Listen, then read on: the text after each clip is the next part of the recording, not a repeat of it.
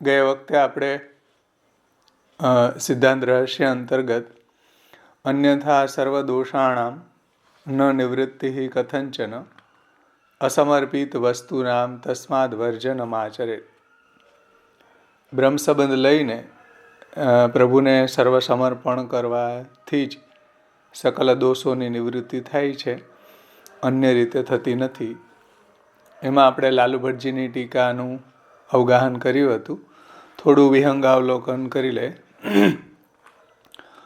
અન્યથા શબ્દને લાલુ ભટ્ટજીએ એ રીતના સમજાવ્યો છે કે અન્યથા એટલે જે કોઈ શાસ્ત્રની અંદર બતાવેલા સાધનો છે, કર્મ, જ્ઞાન, યોગ, ઉપાસના ઇત્યાદિ જે સાધનો છે, એનાથી આ દોષ નિવૃત્ત થતા નથી. શાસ્ત્રી કોઈ સાધનોથી આ દોષ નિવૃત્ત થવા સંભવ નથી. તો એ વાતને સમજાવવા માટે લાલુ ભટ્ટજીએ શ્રીમદ ભાગવતમાંથી 6મ સ્કંધની અંતર્ગત પ્રથમ અધ્યાયના કોટેશન આપીને એ વાત સમજાવી કે કર્મ માર્ગની અંદર જે દોષોનું નિવારણ થાય છે, પરંતુ એ પાપોની જે વાસના એમાં રહી જવાના કારણે ફરી પાછા એ દોષ એમાં આવી જાય છે. એટલા માટે કર્મમાર્ગી જે પ્રાયશ્ચિત છે એ કુંજર સ્નાનવત પ્રાયશ્ચિત છે. જેમ હાથી છે એ સરોવરની અંદર સ્નાન કરે અને ફરીથી પાછો એ બહાર નીકળી અને ધૂળ ઉડાડે, એવું એ પ્રાયશ્ચિત છે. જ્ઞાનમાર્ગી પ્રાયશ્ચિત છે, એમાં જ્ઞાનાગ્નિ સર્વકર્માણી ભસ્મસાત કુરુતે અર્જુન. જ્ઞાનાગ્નિ છે બધા કર્મોને બાળી તો દે છે, પણ રાખ જેટલા પણ એ કર્મો પાછા બચી જાય છે. એટલે સંપૂર્ણ નાશ તો જ્ઞાન માર્ગમાં પણ થતો નથી. અને ભક્તિ માર્ગની અંદર શુકદેવજીએ જે દૃષ્ટાંત આપ્યું છે ઝાકળનું, કે ભાઈ સૂર્ય ઉગે અને ઝાકળ છે એ સંપૂર્ણ નાશ પામી જાય છે. એવી જ રીતના ભગવાનના ચરણ કમળનું ભજન કરવાથી, ભગવાનના ચરણ કમળની સેવા કરવાથી સકલ પાપની નિવૃત્તિ, સકલ દોષની નિવૃત્તિ થાય છે. એ દોષ આપણને ભગવદ્ ભજનમાં બાધારૂપ થતા નથી. પણ એ ક્યારે? કે જ્યારે આપણે અસમર્પિતનો ત્યાગ કરશું ત્યારે. અસમર્પિત વસ્તુનામ તસ્માદ વર્જનમ આચરેત. સંપૂર્ણ રીતે અસમર્પિતનો ત્યાગ કરવો જરૂરી છે. તો એ દોષો છે ફરીથી પાછા સંક્રાંત ન થાય. નહીતર અસમર્પિતનો જો ઉપભોગ કરવામાં આવે તો એ સહજા દેશ કાલોથા લોકવેદ નિરૂપિતા સંયોગજાહ સ્પર્શજાશ્ચ, એ બધા દોષો ફરીથી આપણી અંદર સંક્રાંત થઈ જતા હોય છે. અહીંયા સુધી આપણે ગયા વખતે જોયું હતું. હવે ખાસ વાત આમાં એ સમજવાની છે કે અસમર્પિત વસ્તુનામ તસ્માદ વર્જનમ આચરેત. શ્રી આચાર્ય ચરણોએ કહ્યું છે.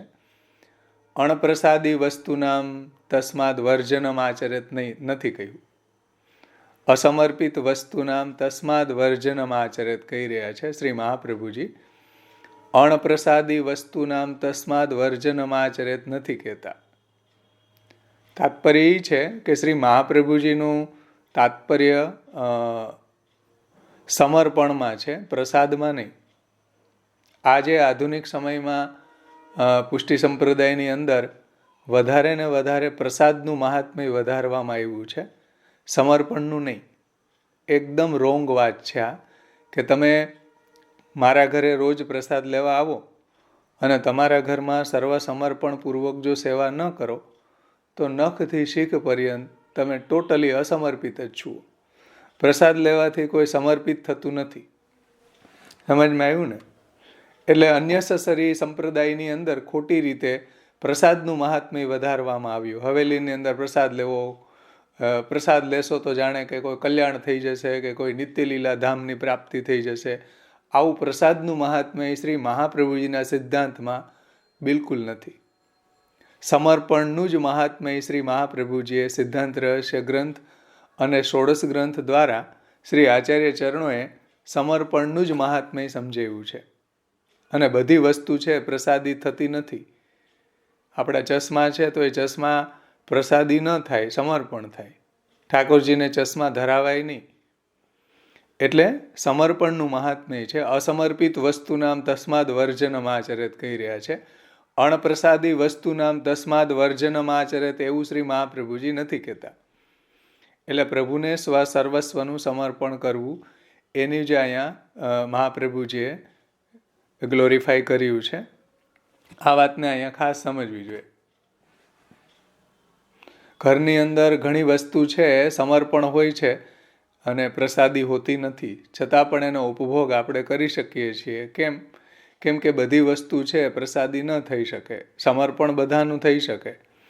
એટલા માટે આ વાત ખાસ સમજવી જોઈએ કે તમે કોઈને ત્યાં આખું વરસ પ્રસાદ લ્યો પણ ઘરે જો પ્રભુની સેવા ન કરો, સમર્પણ ન કરો તો ટોટલી અસમર્પિત જ છે જીવન આપણું. આ વાતને અહીંયા ખાસ સમજવી જોઈએ. સમજમાં આવ્યું ને? એટલે સમર્પિત હોય અને પ્રસાદ ન પણ હોય, આવું બની શકે. ભાવેશભાઈ, એટલે સમર્પિત થવું એટલે કોઈ જે બી વસ્તુ કે જે બી જે છે એ બધાનું ભગવાન સાથે કોઈ બી રીતે સંબંધ કરીને, એટલે તમે સાક્ષાત પેલું સમર્પણ ના કહી શકો પણ પરોક્ષ રીતે બી સમર્પણ થઈ શકે તો એ બરાબર ગણાશે, એમ કેવા માંગો છો ને? ડાયરેક્ટ એનું કનેક્શન ભગવાન સાથે કે ભાઈ ચશ્મા પહેર્યા તો એટલા માટે પહેર્યા કે સેવા સારી રીતે થઈ શકે, એટલે ચશ્મા બી સમર્પિત છે. માથું દુખે છે એટલે એનાસીન લીધી તો ભાઈ એનાસીન સમર્પણ ધરી ન શકાય, પણ એનાસીન લેવાથી તમારું માથું ઉતરે અને તમે સેવા સારી રીતે કરી શકો, એટલે એ બી સમર્પિત કહેવાય. એટલે ટૂંકમાં જેવી વસ્તુ જે બી જે છે બધી વૃત્તિઓ એ બધું સમર્પણ એટલે ભગવાન સાથે કાંઈક ને કાંઈક આપણે કોઈક રીતે એનું રિલેશન જોડવું જોઈએ એમ. હા, રાઈટ. ઘરમાં આપણે પ્રભુની સેવા કરી રહ્યા છીએ તો ટોટલી વસ્તુ આપણી પ્રભુને સમર્પિત થવી જોઈએ. અને ચશ્મા પહેરી રહ્યા છીએ તો કેવલ ઠાકોરજીના શ્રૃંગાર માટે પણ આપણે પહેરી રહ્યા છીએ એટલું જ નહીં, પણ આપણે બહાર આજીવિકાએ જઈ રહ્યા છીએ તો આજીવિકાએ ભગવાનને સમર્પિત જ છે. એટલે આજીવિકાએ જઈએ તો ચશ્મા ન પહેરવા એવું નથી, કે ભગવાનના કાર્યોમાં જ ચશ્મા પહેરવા એવું નથી. આપણું ટોટલી જીવન આપણા ઠાકોરજીને સમર્પણ છે તો આપણે ચશ્મા પણ સમર્પણ છે. આપણું સૂવું પણ સમર્પણ છે ભગવાનને, કે ભાઈ આપણે સૂઈને જો સ્વસ્થ થઈને પ્રભુની સેવામાં સવારે સારી રીતે આપણે પહોંચી શકીએ તો એ આપણું સૂવું પણ સમર્પણ છે. આપણું જાગવું પણ સમર્પણ છે પ્રભુની સેવા માટે. આપણું આજીવિકાએ જવું પણ પ્રભુની સમર્પણ છે. આપણે ગાડી લઈ રહ્યા છીએ તો એ પણ ભગવાનને સમર્પિત છે, કારણ કે ગાડી ઉપર આજીવિકાએ જવું પડે એમ છે. તો ટોટલી આપણું જીવન છે એ પ્રભુને સમર્પિત છે અને એવી જ ભાવના કરવી જોઈએ, એવી જ ભાવનાથી એને આપણે લેવું જોઈએ. બીજો એક પ્રશ્ન આમાં એ હતો કે હવે સત્સંગમાં ને એટલે બીજે બધે જે ડિસ્કશન થતું હતું એમાં આ જે અસમર્પિત વસ્તુ નામ તસ્માદ વર્જનમ આચરે જે છે એ ખાલી બ્રહ્મ સંબંધી જીવને જ એપ્લિકેબલ છે કે એટલે બધાને એપ્લિકેબલ નથી, ખાલી બ્રહ્મ સંબંધી જીવને જ એપ્લિકેબલ છે ને? જેને શરણ દીક્ષા લીધી હોય તો એ સમર્પણ કેવી રીતે કરી શકવાનો હતો એમ? શરણ દીક્ષા લીધી છે, એના ઘરમાં ઠાકોરજી બિરાજતા હોય અને એના માતા, હા, તો એના માટે કોઈ આ સ્કોપ નથી, એના માટે આ નથી. અસમર્પિતનો ત્યાગ કરવું એ શરણાગતિવાળા માટે એ રૂલ્સ નથી. જે બ્રહ્મ સંબંધ લઈને સેવા કરી રહ્યો છે અને બ્રહ્મ સંબંધ મંત્રમાં જે દારા ગાર પુત્ર આપ્ત વિત્ત દેહિન્દ્રિય પ્રાણ અંતઃકરણ વગેરેનું સમર્પણ એને કર્યું છે તો એને પ્રેક્ટિકલી પોતાના જીવનમાં પ્રભુને સમર્પિત થઈને રહેવું જોઈએ. શરણાગતિમાં આવું કંઈ સમર્પણનો પ્રકાર છે નહીં. શ્રી કૃષ્ણ શરણમમાં, કૃષ્ણ મારા રક્ષક છે એમ મહાત્મ્ય જ્ઞાન ઉપર ડિપેન્ડન્ટ જે શરણાગતિ છે એમાં આવો પ્રકાર નથી. પરંતુ ઘરની અંદર ઠાકોરજી બિરાજતા હોય, એના વડીલો સેવા કરતા હોય તો શરણાગતિ લઈને સેવામાં ઇન્વોલ્વ થઈ શકે છે.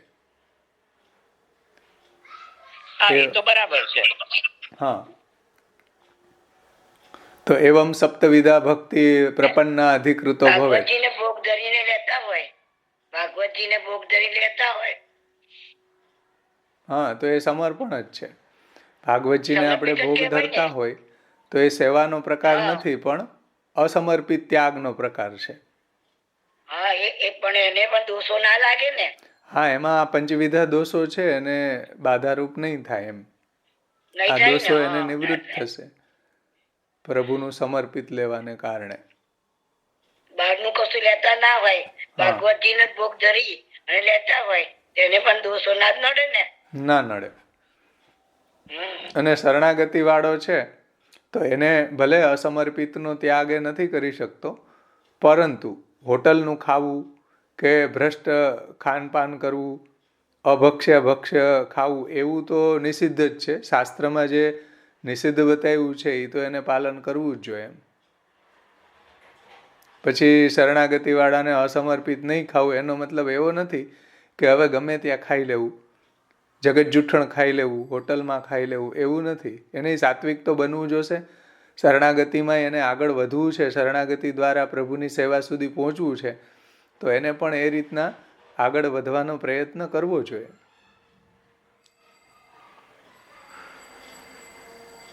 સમજમાં આવ્યું ને?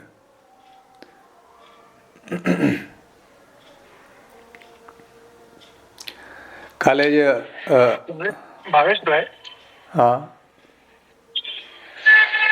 શરણાગતની જે વાત કરી, માની લો ઘરમાં પ્રભુ બિરાજતા હોય અને છોકરા બ્રહ્મ સંબંધ ખાલી નામ દીક્ષા લીધેલી હોય, હા તો એને ઘરમાં જો ઠાકોરજી બિરાજતા હોય તો એ સમર્પિત લેવું જરૂરી જ છે કે નહીં?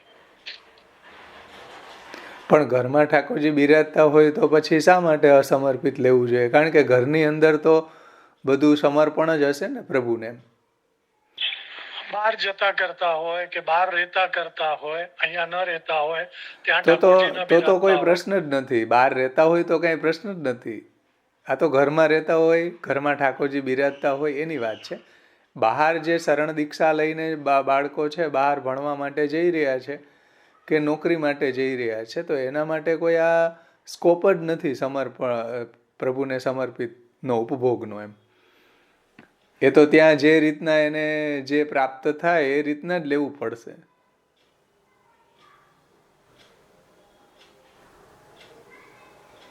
જય શ્રી કૃષ્ણ. અરુણભાઈ, હલો. હા હા બોલો.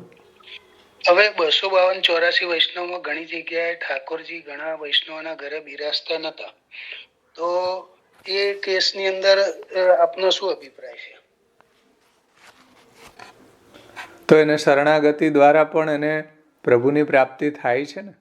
ઠાકોરજી નથી બિરાજતા તો મહાપ્રભુજી એને શરણાગતિ દ્વારા પણ જે સાધના પ્રણાલી સમજાવી છે મહાપ્રભુજી વિવેક ધૈર્યાશ્રયમાં, કૃષ્ણાશ્રયમાં, એ રીતના એણે જીવવું જોઈએ.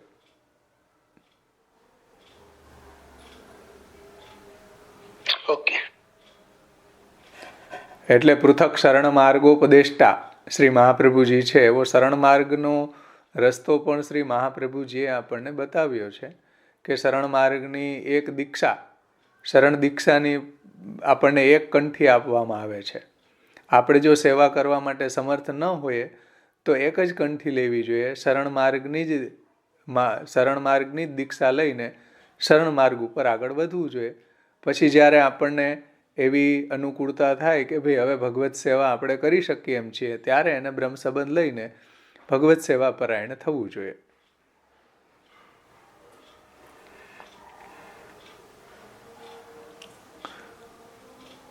ચલો, બીજા કોઈને કંઈ પ્રશ્ન છે?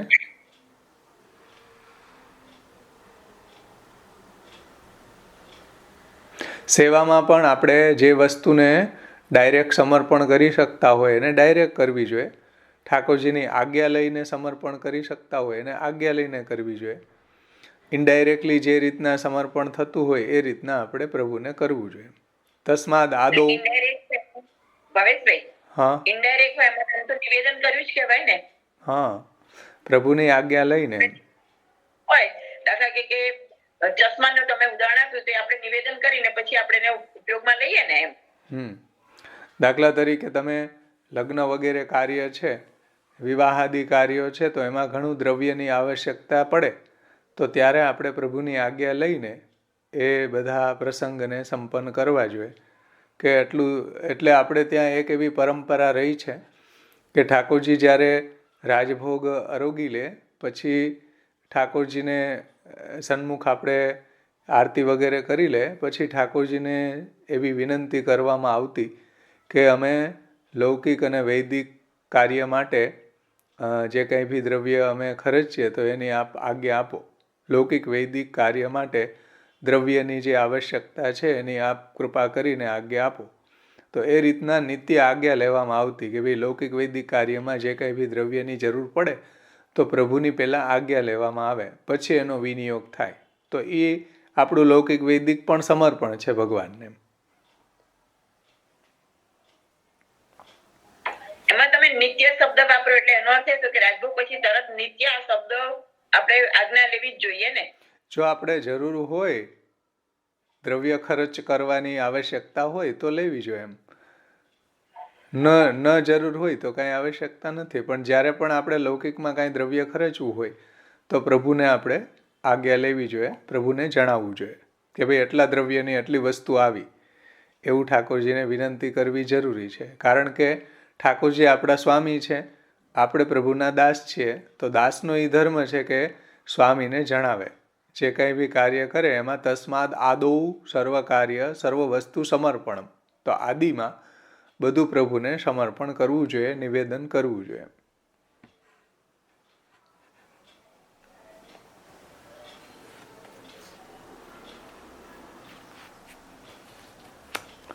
સમજમાં આવ્યું ને? એટલે બધી વસ્તુ છે એ પ્રસાદી ન થાય. હળદર છે, હમણાં જ મારે બહુ દૂધ છે હળદરવાળું પીવું તો હળદર પ્રસાદી ન થાય. પણ હળદરની એક કટોરી છે એમાંથી મેં સર્વપ્રથમ શાકની અંદર થોડી હળદરને વાપરી, પછી જે કટોરી બચી એ તસ્માદ આદો એટલે સર્વપ્રથમ ભગવાનમાં એનો વિનિયોગ થવો જોઈએ. તો એમાંથી અડધી ચમચી મેં એનો વિનિયોગ કરી અને બીજી બધી જે બચી એ મેં ઠાકોરજીની આજ્ઞા લઈને બહાર કરી દીધી. તો એ તસ્માદ આદો સર્વ કાર્ય સર્વ વસ્તુ સમર્પણ. તો એ પ્રભુને સમર્પિત થઈ કહેવાય.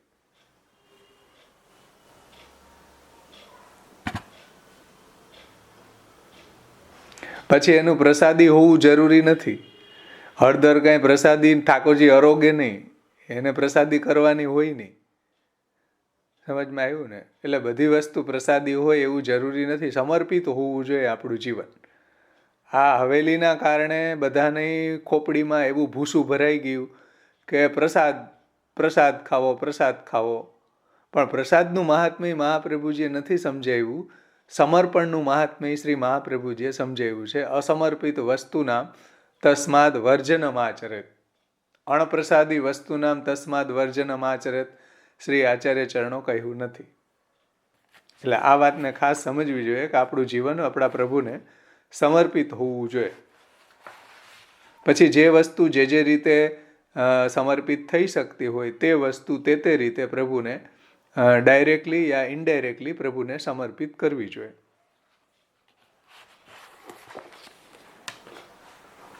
હવે આ જે ગયા વખતે આપણે શ્લોક લીધો હતો એને શ્રી ગોકુલનાથજીની ટીકામાંથી થોડું જોઈ લે, પછી આગળનો શ્લોક આપણે લેશું. ગોકુલનાથજી ટીકાનો પાન નંબર બોલજો ને. હા, એની પીડીએફ મૂકી દેજો જરા. 4 પેજ ઉપર આ ટીકા આપી છે. એમાં શ્રી ગોકુલનાથજી આજ્ઞા કરે છે કે અન્યથા સર્વદોષાણામ ન નિવૃત્તિ કથંચન અસમર્પિત વસ્તુનામ તસ્માદ વર્જનમ આચરેત. અન્યથા ભક્તિ માર્ગે નિવેદન વ્યતિરેકેણ સેવા પ્રતિબંધક સર્વદોષ નિવૃત્તિર ન ભવતી. એટલે અન્યથા શબ્દનો અર્થ શ્રી ગોકુલનાથજી એ રીતના સમજાવે છે કે અન્યથા શબ્દનું તાત્પર્ય એ છે કે ભક્તિ માર્ગની અંદર નિવેદન વગર, પ્રભુને સમર્પણ કર્યા વગર સેવામાં જે પ્રતિબંધક સમસ્ત દોષો છે એની નિવૃત્તિ થતી નથી. જે લાલુ ભટ્ટજીએ આપણને ષષ્ઠમ સ્કંદના કોટેશનથી સમજાવ્યું હતું કે ભગવાનના ચરણ કમળમાં સર્વ વસ્તુનું સમર્પણ જો ન કરીએ તો એની નિર્દુષ્ટતા નથી થતી. એવી જ રીતના અહીંયા ગોકુલનાથજી પણ કહે છે કે ભક્તિ માર્ગે નિવેદન વ્યતિરેકેણ, નિવેદન કર્યા વગર સેવા પ્રતિબંધક સર્વ દોષ નિવૃત્તિર ન ભવતી. સેવા પ્રતિબંધક જે બધા દોષો છે એની નિવૃત્તિ ક્યારેય થતી જ નથી. કથંચને ઇતિ પ્રકારાંતર વ્યુદાશ ઉક્ત. એટલે કથંચન શબ્દ શ્રી મહાપ્રભુજીએ મૂક્યો છે, એનું તાત્પર્ય એ છે કે નિવેદન અતિરિક્ત અન્ય કોઈ પણ પ્રકાર જે છે એનો અહીંયા નિષેધ કર્યો છે. કથંચન ઇતિ પ્રકારાંતર વ્યુદાશ ઉક્ત. કથંચન શબ્દથી કોઈ રીતે કોઈ સાધનોથી આ દોષ નિવૃત્ત ન થાય. એકમાત્ર ભગવાનને આપણું સર્વસ્વનું સમર્પણ કરવાથી જ આ દોષોની નિવૃત્તિ થાય છે, એવું શ્રી ગોકુલેશ પ્રભુ કહે છે.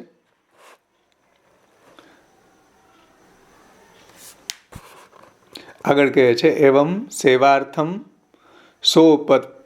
સોપપત્તિકામ સર્વદોષ નિવૃત્તિર્મુક્ત્વા અગ્રે તાદૃશસ્ય યાવજ્જીવમ દોષ સંક્રાંતિ અભાવાર્થમ સ્થિતિ પ્રકારમાહુ અસમર્પિત વસ્તુનામ તસ્માદ વર્જનમ આચરેત. એટલે આ પ્રકારે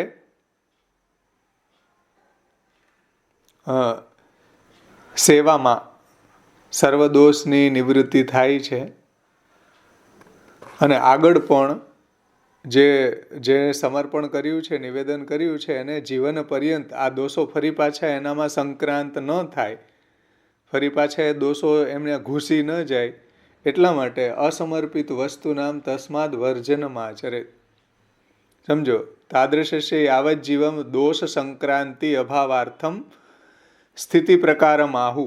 એટલે ફરી પાછા એ દોષ છે આપણામાં સંક્રાંત ન થાય, ઘૂસી ન જાય, એનો પ્રકાર હવે કહે છે અસમર્પિત વસ્તુ નામ તસ્માદ વર્જનમ આચરે.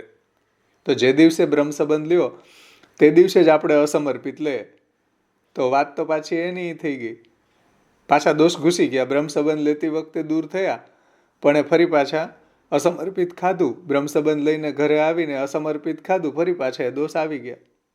જેમ કુંજર સ્નાનવત લાલુ ભટ્ટજીએ ગયા વખતે દ્રષ્ટાંત આપ્યું ને, હાથી છે એ સરોવરમાં સ્નાન કરે ને ફરી પાછો બહાર નીકળીને ધૂળ ઉડાડે, એમ આપણે પાછી ધૂળ ઉડાડી દીધી, તે દિવસે જ અસમર્પિત ખાધું.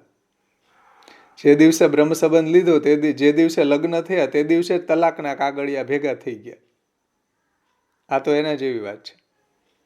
એટલે ગોકુલનાથજી કહે છે કે જો એ દોષને ફરી પાછા આપણી અંદર સંક્રાંત ન કરવા હોય તો શું કરવું? અસમર્પિત વસ્તુ નામ તસ્માદ વર્જનમ આચરેત. અસમર્પિત વસ્તુનો સંપૂર્ણ રીતે ત્યાગ કરવો જોઈએ, એવું ગોકુલનાથજી કહે છે. યતો અસ્મિન માર્ગે ભગવત સંબંધ અભાવવત વસ્તુ સંસર્ગસ્યૈવ દોષત્વમ. હવે જુઓ ગોકુલનાથજી શું કહે છે કે આ ભક્તિ માર્ગમાં, ભગવાન માર્ગમાં ભગવાનનો સંબંધ જે પદાર્થોમાં ન થયો હોય એવી વસ્તુનો સંસર્ગ પણ ન કરવો. જે વસ્તુ ભગવાનને સમર્પિત ન થઈ હોય એવી વસ્તુ ટચ પણ ન કરવી, એવું કહે છે. યતો અસ્મિન માર્ગે ભગવત સંબંધ અભાવાત વસ્તુ સંસર્ગસ્યૈવ દોષત્વમ. એ વસ્તુનો સંસર્ગ કરીએ તોય દોષ લાગે. જે ભગવાનને આ ભક્તિ માર્ગની મર્યાદા છે, ઇતિ સ્થિતિ, કે ભગવાનનો સંબંધ જે વસ્તુને નથી થતો એનો સંસર્ગ ન કરવો જોઈએ. અતઃ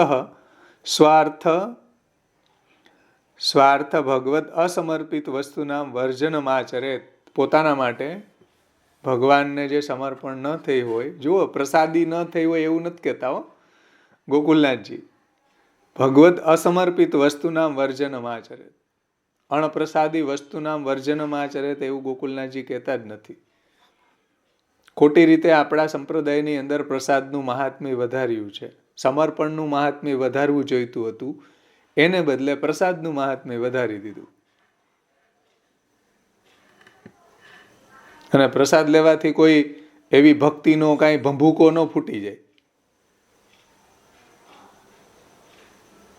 એટલે ગોકુલનાથજી કહે છે કે સ્વ અર્થે ભગવત અસમર્પિત વસ્તુના વર્જનમ આચરેત. ભગવાનને જે સમર્પણ ન થયું હોય એવી વસ્તુ છે પોતાના ઉપયોગમાં ન આવી જોઈએ. સંસર્ગમ અપી ન કુર્યાદિતિ અર્થ. સંસર્ગ પણ ન કરવો, અસમર્પિત વસ્તુનો રંચક પણ સંસર્ગ ન કરવો. સંસર્ગમપી ન કુર્યાદિતિ અર્થ. આનો અર્થ શું થાય? અસમર્પિત વસ્તુના તસ્માદ વર્જનમાચરેતનો શ્રી ગોકુલનાથજી એકદમ સ્ટ્રિક્ટલી કહે છે સંસર્ગમપી ન કુર્યાદિતિ અર્થ. સંસર્ગ નહીં કરવો, ટચ નહીં કરવું. અસમર્પિત વસ્તુને ખાવાની વાત તો દૂર રહી, ઉપભોગ કરવાની વાત તો દૂર રહી, સંસર્ગમપી ન કુર્યાત, સંસર્ગ નહીં કરવું. આટલા સ્ટ્રિક્ટલી છે ગોકુલનાથજી. ભાવેશભાઈ, આમાં જે તાદ્રશ્ય યાવત જીવન દોષ સંક્રાંતિ અભાવાર્થ જે લખ્યું છે, હા, એટલે જે આ 5 પ્રકારના જે પંચવિધ દોષો જે ગણાવ્યા છે, એટલે એ સેવામાં બાધક નહીં થાય. પણ આમાં જે લખ્યું છે કે ભાઈ એ તો ભવિષ્યમાં બી એટલે એ દોષ આવશે જ નહીં, રહેશે બાધક, એટલે સેવામાં તો નહીં જ થાય પણ બીજી રીતે બી બાધક નહીં થાય, એમ સમજવાનું.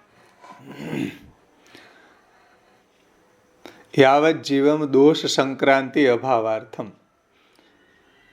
એટલે આવો જે છે કેવો કે જેને પ્રભુને નિવેદન કર્યું છે, પ્રભુને સમર્પણ કર્યું છે, તો એવો તાદ્રશ એટલે તેવો જેને સમર્પણ કર્યું છે એને જીવન પર્યંત દોષ છે એનામાં સંક્રાંત નહીં થાય, કારણ કે જીવન પર્યંત પ્રભુને સમર્પિત થઈને જ રહેશે.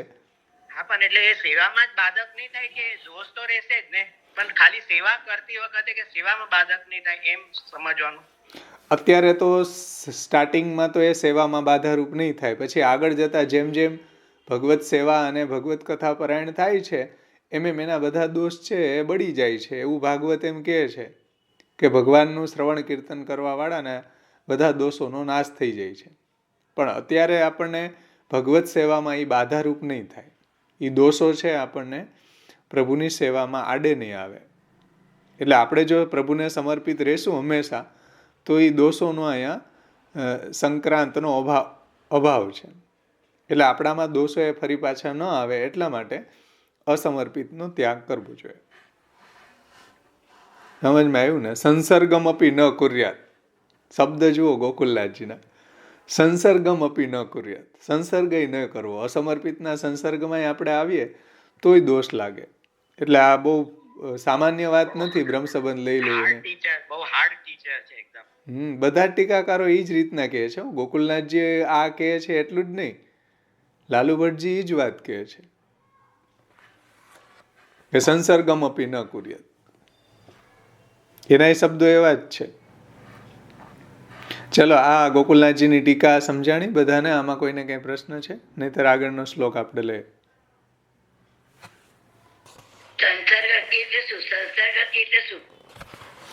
એટલે આપણે એને સંસર્ગમાં ન આવવું એમ. અસમર્પિત વસ્તુ હોય એને આપણે ટચ નહીં કરવી, એને આપણે ઉપભોગ નહીં કરવો.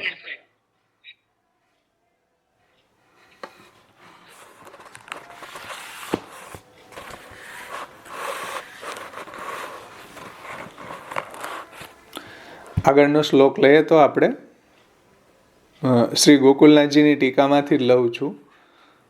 નિવેદિભિ સમર્પ્યૈવમ સર્વમ કુર્યાદિતિ સ્થિતિ ન મતમ દેવ દેવસ્ય શામી ભુક્ત સમર્પણમ. એની ઉત્થાનિકામાં શ્રી ગોકુલનાથજી આજ્ઞા કરે છે.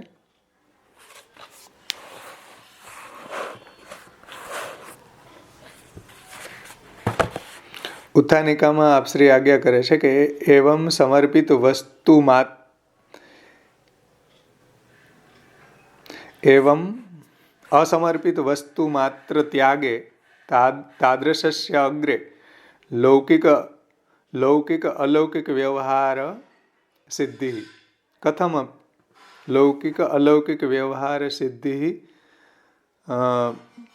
કથમ ઇતિ આકાંક્ષાયામ આહ તાદૃશસ્ય વ્યવહાર સિદ્ધિ પ્રકારમાહુ નિવેદિભિ સમર્પ્યૈવમ સર્વમ કુર્યાદિતિ સ્થિતિ.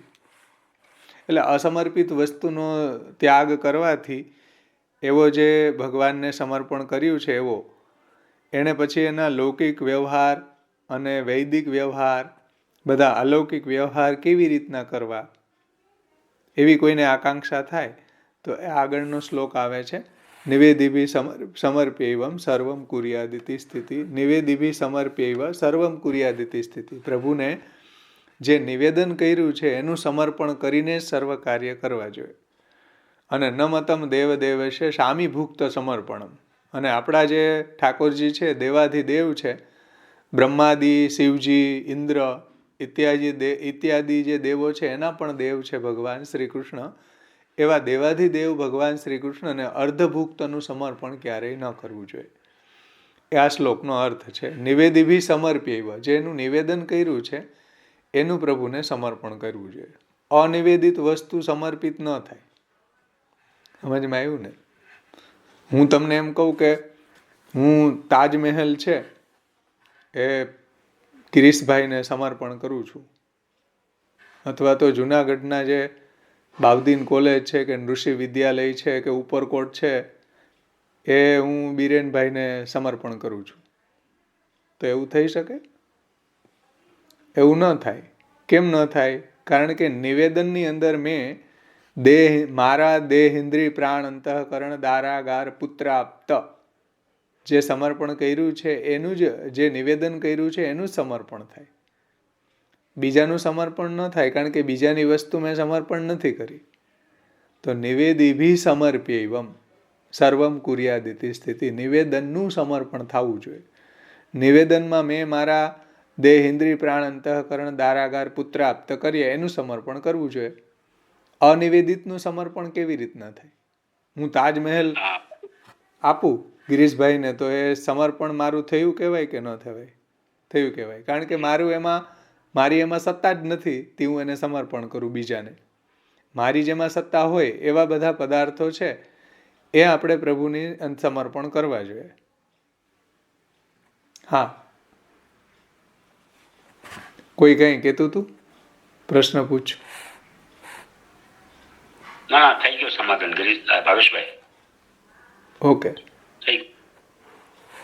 ચલો આગળ વધીએ.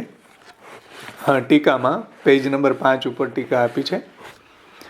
નિવેદિભિ સ્વમાર્ગાનુસારેણ કૃતાત્મ નિવેદિભિ સર્વમ લૌકિકમ વૈદિકમ ચ લૌકિકમ પુત્રાદિ વિવાહાદિ અર્થમ બ્રાહ્મણ ભોજનાદિ અર્થમ સ્વઉપભોગાર્થમ ચ કૃતમ વૈદિકમ શ્રાદ્ધ યાગાદિકમ.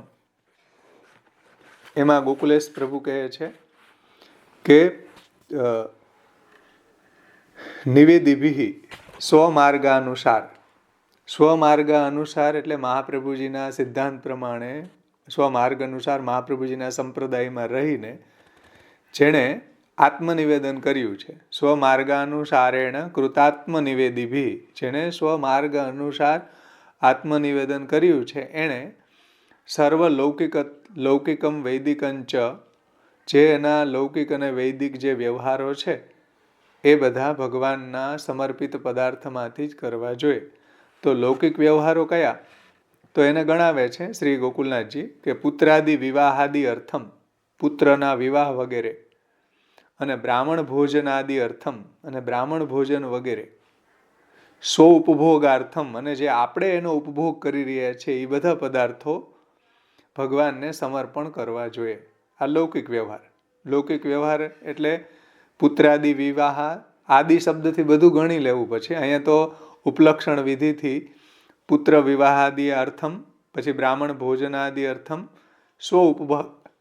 સ્વ ઉપભોગાર્થમ એ ઉપલક્ષણ વિધિથી ગણાવ્યા છે. પણ જેટલું બી આપણે આપણામાં લૌકિક કાર્યોમાં જે પદાર્થનો વિનિયોગ કરવાનો હોય એ પ્રભુને પહેલાં સમર્પણ કરવા જોઈએ, નિવેદન કરવા જોઈએ. સમજમાં આવ્યું ને? અને વૈદિકમ શ્રાદ્ધ યાગાદિકમ, અને વૈદિક જે કર્મો છે, શ્રાદ્ધ છે, યજ્ઞ છે, એની અંદર પણ ભગવાનનું જે પ્રસાદી હોય એનાથી જ કરવા જોઈએ. ભગવાનના પ્રસાદીમાંથી જ શ્રાદ્ધ થાય, ભગવાનના પ્રસાદી અન્નમાંથી જ યજ્ઞ વગેરે કાર્યો કરવા જોઈએ. એટલે વૈદિક કાર્ય જે છે કોઈ પણ, એમાં પણ ભગવાનનું સમર્પિત પદાર્થનો જ વિનિયોગ કરવો જોઈએ. એવું અહીંયા શ્રી ગોકુલેશ પ્રભુ કહે છે. સમજમાં આવ્યું ને? જેમ લગ્ન વગેરે છે, તો લગ્ન વગેરેની અંદર તમારે બુફે ડિનર આપવું છે, તો બુફેની અંદર જેટલો ખર્ચો આવે એમ છે એ પહેલાં પ્રભુને જણાવવો જોઈએ. અને આપણે ત્યાં એવી પરંપરા છે કે લગ્ન વગેરે કાર્યોની અંદર પત્રિકાઓ છપાય તો પ્રથમ જે પત્રિકા છે ઠાકોરજીને આપવામાં આવે, ઠાકોરજીને એનું આમંત્રણ આપવામાં આવે એ શ્રી ઠાકોરજી, બધા વ્રજભક્તો, શ્રી યમુનાજી, એ બધાનું નામ લખવામાં આવે. શ્રી મહાપ્રભુજી, ગુસાઈજી, ગોપીનાથજી વગેરે આચાર્યોનું પણ નામ લખવામાં આવે. તો એ રીતના પ્રભુને આમંત્રણ આપવામાં આવે છે કે પ્રભુ, અમે આપની કૃપાથી આ વિવાહાદિ કાર્ય કરી રહ્યા છીએ. તો એ રીતના પ્રભુને આપણે પત્રિકા, કંકોત્રી આપીએ તો આપણું બધું વિવાહાદિ કાર્ય છે એનું પ્રભુને સમર્પણ થાય છે. અને વિવાહાદિ કાર્યોમાં જે બી ખર્ચો આવે એ બધું પ્રભુને જણાવવું જોઈએ કે ભાઈ એટલું દ્રવ્યની અમારે વિવાહાદિ કાર્યમાં આવશ્યકતા છે, તો અમને કૃપા કરીને આજ્ઞા આપો, એવું પ્રભુને નિવેદન કરવામાં આવે. પછી કાર્ય આગળ વધે. તો એ રીતના અહીંયા આપણી પરંપરા એ રીતના પ્રભુને આજ્ઞા લેવાની છે. તો પુત્ર વિવાહાદિ કાર્ય હોય, બ્રાહ્મણ ભોજન કરાવવાનું હોય, તો પ્રભુના પ્રસાદી અન્નમાંથી જ બ્રાહ્મણ ભોજન કરાવવું જોઈએ. અને સ્વ ઉપભોગાર્થ, અને આપણે પણ ઉપભોગ કરવાનો છે એવા જે પદાર્થ છે એ પ્રભુને સમર્પિત હોવા જરૂરી છે. અને વૈદિક કાર્ય જે છે, શ્રાદ્ધ અને યજ્ઞ આગાદિક, એમાં પણ પ્રભુનું પ્રસાદી અન્ન જ ઉપયોગ કરવો જોઈએ, એવું અહીંયા તાત્પર્ય છે. સમજમાં આવ્યું ને?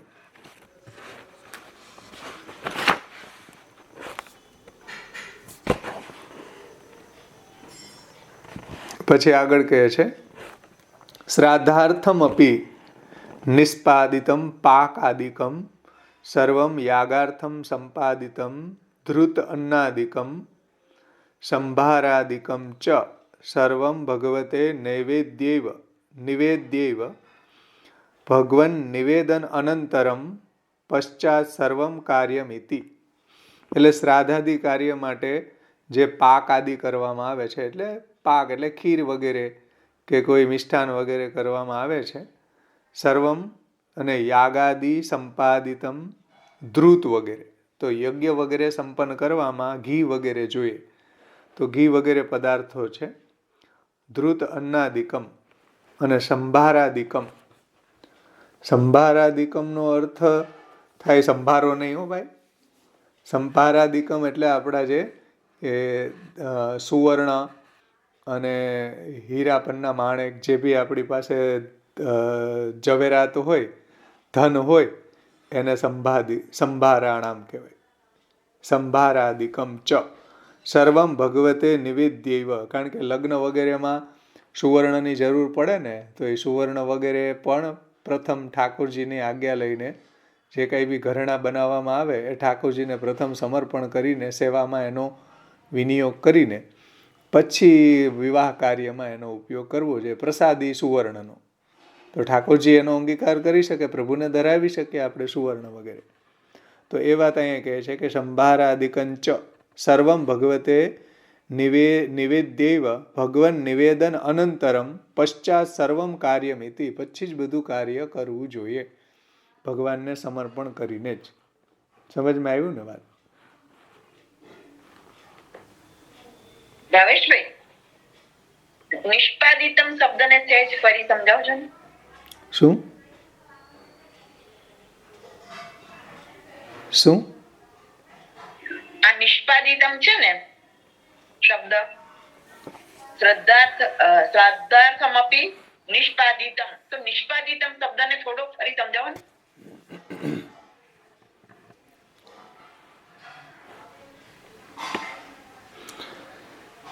એટલે કે શ્રાદ્ધ વગેરે માટે જે બનાવવામાં આવે છે પાકાદિકમ, શ્રાદ્ધાર્થમ સામગ્રી બનાવીએ જે ખીર કે, પણ આ નિષ્પાદિતમ શબ્દમાં મને થોડી સમજ ઓછી પડે. એટલે આપણે જે કઈ બી સિદ્ધ કરીએ તે. બરાબર.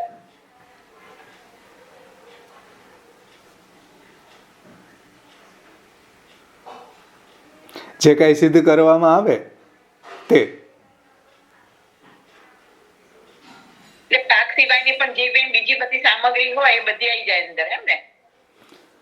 નહીં, નિષ્પાદિતમ એટલે એને સંપન્ન કરવામાં આવે, એને સિદ્ધ કરવામાં આવે. તો શ્રાદ્ધાદિ અર્થમ અપી નિષ્પાદિતમ પાકાદિકમ સર્વ યાગાર્થમ સંપાદિતમ. એ શ્રાદ્ધ વગેરે માટે જે સામગ્રી જે શ્રાદ્ધ વગેરે અને યજ્ઞ વગેરે માટે જે સિદ્ધ કરવામાં આવે એ બધું પ્રભુને સમર્પિત કરીને જ કરવું જોઈએ. નિષ્પાદીનો અર્થ એવો થાય કે જે તૈયાર કરવું તે. હા, રાઈટ. બરાબર ને? હા હા હા. બીજા કોઈને કઈ છે પ્રશ્ન આમાં? હેલો ભાવેશભાઈ, જય શ્રી કૃષ્ણ. જય શ્રી કૃષ્ણ. અચ્છા, શ્રાદ્ધ નિમિત્તનું આપણે રસોઈ બનાવીએ, ઠાકોરજીને ભોગ લગાવાય, એ તો કે છે અહીંયા. એટલે ખબર નથી, એટલે એક જણ ના પાડતું એટલા માટે કોઈ વૈષ્ણવ એટલા એ વાત તો અહીંયા કરે જ છે કે શ્રાદ્ધ આદિ કરવા જ્યારે આપણે બીજા બધા લૌકિક વૈદિક વ્યવહારો છે એ પ્રભુના પ્રસાદી અન્નમાંથી જ કરવા જોઈએ એવું ગોકુલનાથજી કહે છે. બધા ટીકાકારો એ જ વાત કરે છે.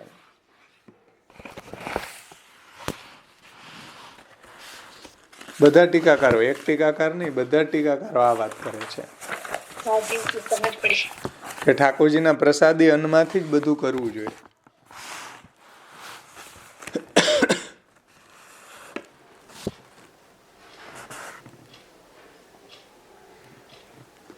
સમજમાં આવ્યું ને?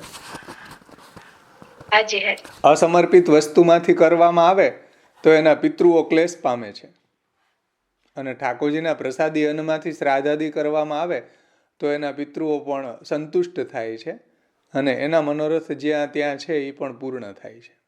એટલે પ્રસાદી અન્નમાંથી જ શ્રાદ્ધાદિ કરવા જોઈએ.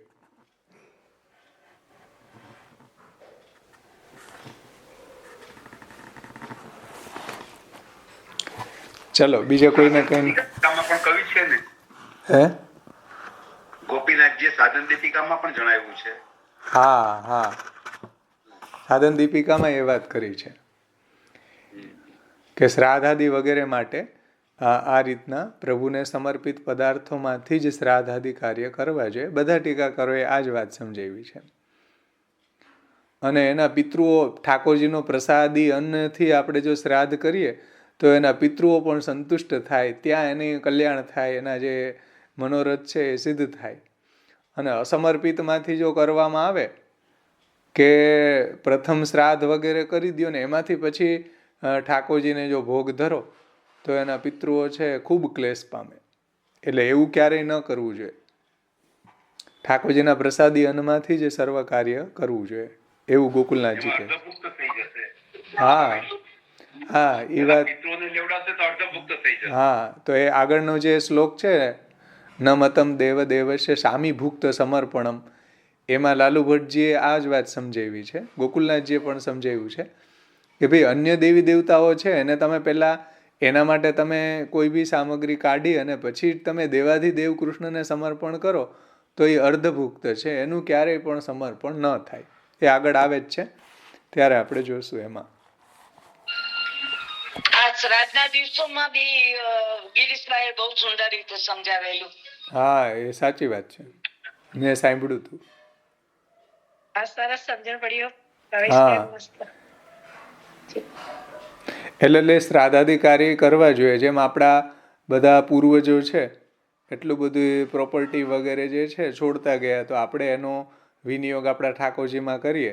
પરંપરાથી આવતું જે કંઈ બી દ્રવ્ય છે એનો પણ વિનિયોગ આપણે આપણા ઠાકોરજીમાં કરીએ તો એનું પણ આપણે એટલો થેન્ક્સફુલનો ભાવ એના પ્રત્યે હોવો જોઈએ. તો આપણે શું કરી શકીએ કે શ્રાદ્ધાદિ કાર્યો જે શાસ્ત્રી કર્મ છે એ આપણે એ નિમિત્તે કરીએ આપણા પ્રભુના પ્રસાદી અન્નમાંથી. કાંઈ બી એની પાછળ આપણે દાન પુણ્ય કરો તો એ પણ પ્રભુને આજ્ઞા લઈને કરવું જોઈએ.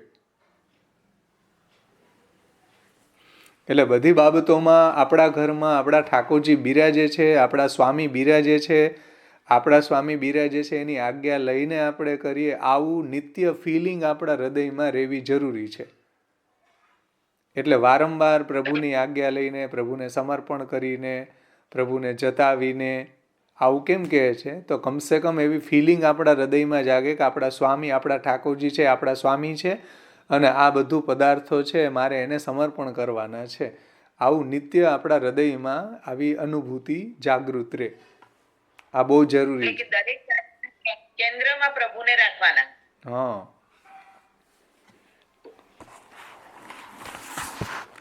ચલો આગળ વધીએ. આગળ શ્રી ગોકુલનાથજી કહે છે, એટલે લગ્ન વગેરે કાર્યો હોય એમાં તો ઘણા જથ્થામાં સામગ્રી બનાવવામાં આવે.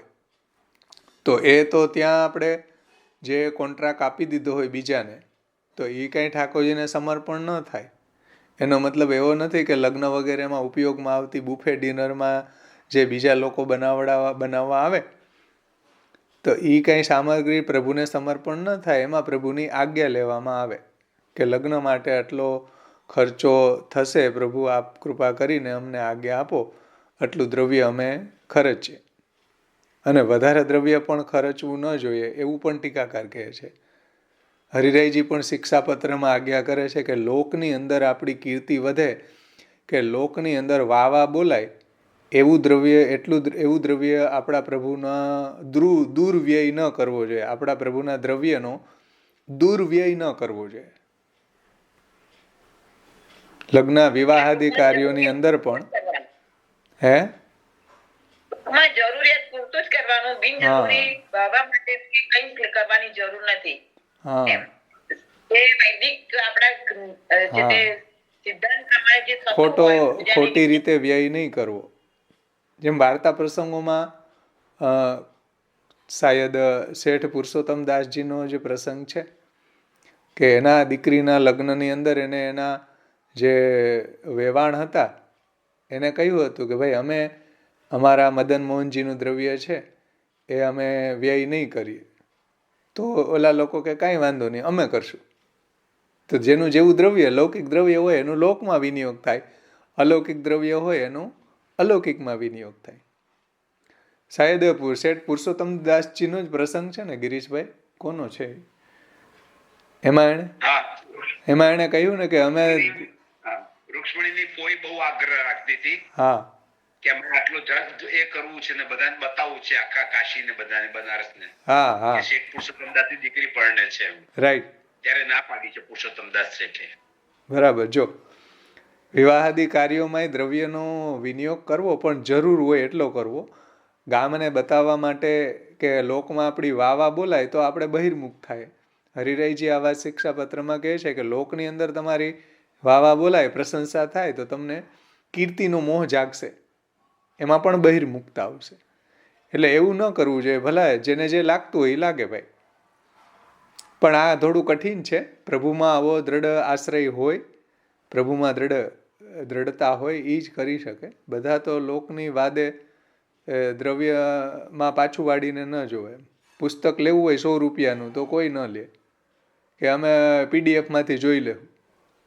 લગ્નની અંદર લાખો રૂપિયા બગાડે, પુસ્તકમાં 100 રૂપિયા ન બગાડે. એવું તો આપણું સમર્પણ છે પાછું. સાચી વાત છે. એમાં પીડીએફમાં કરી લે. હવે હાલોલની અંદર પુસ્તક મળે જ છે. જેવું આનંદ તમને સામે પુસ્તક રાખીને આનંદ આવે એવું પીડીએફમાંથી આંખો શા માટે ફોડો? પુસ્તક મગાવી લ્યો ને, સાવ સસ્તા પુસ્તક છે. તમે 20-20 હજારની સાડી પહેરો, 10,000માં કેટલા પુસ્તક આવી જાય? તમે જિંદગી આખી વાંચી ન શકો એટલા 10,000માં પુસ્તક આવી જાય. પણ એ આપણને સમર્પણ આપણું નથી. આ તો ઠાકોરજીને બનાવવાના ધંધા છે.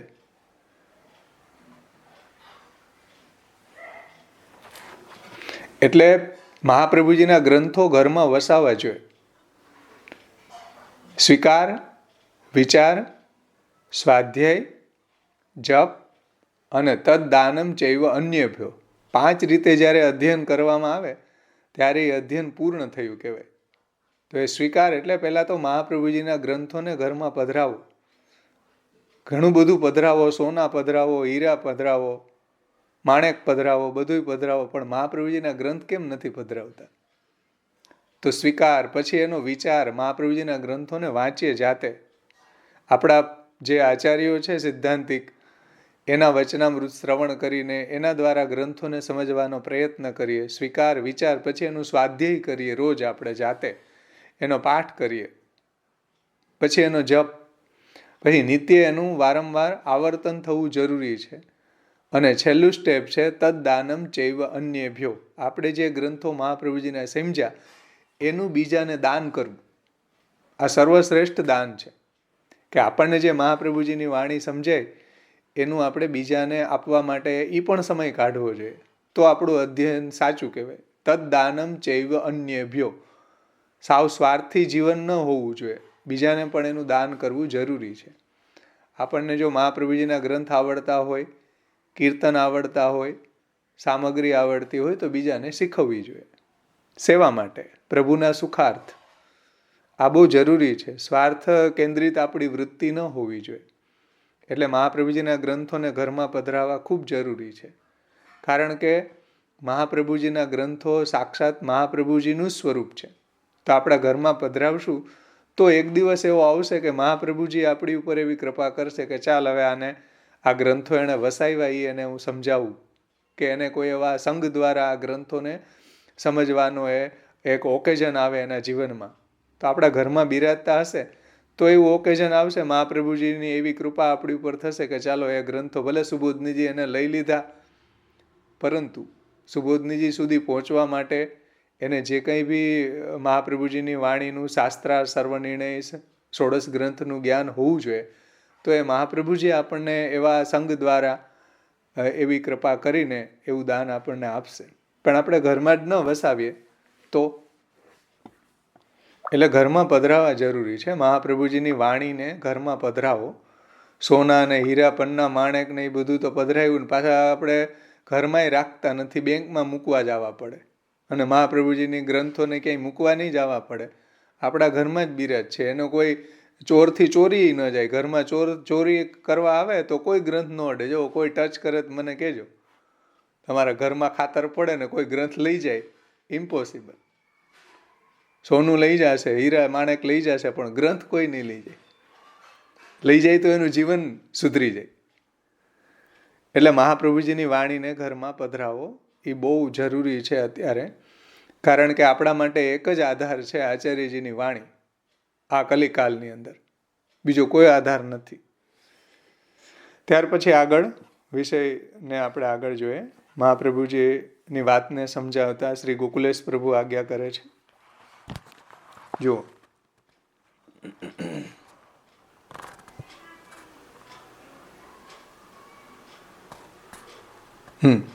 સંભારાણામ તદ આજ્ઞયા પૂર્વકમ એવ કરણમ નિવેદનમ.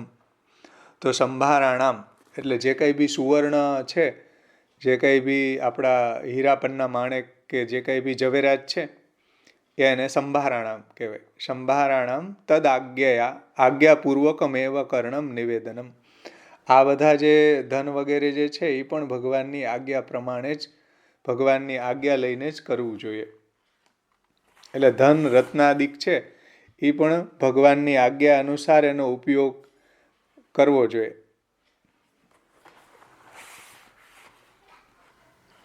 આગળ કહે છે,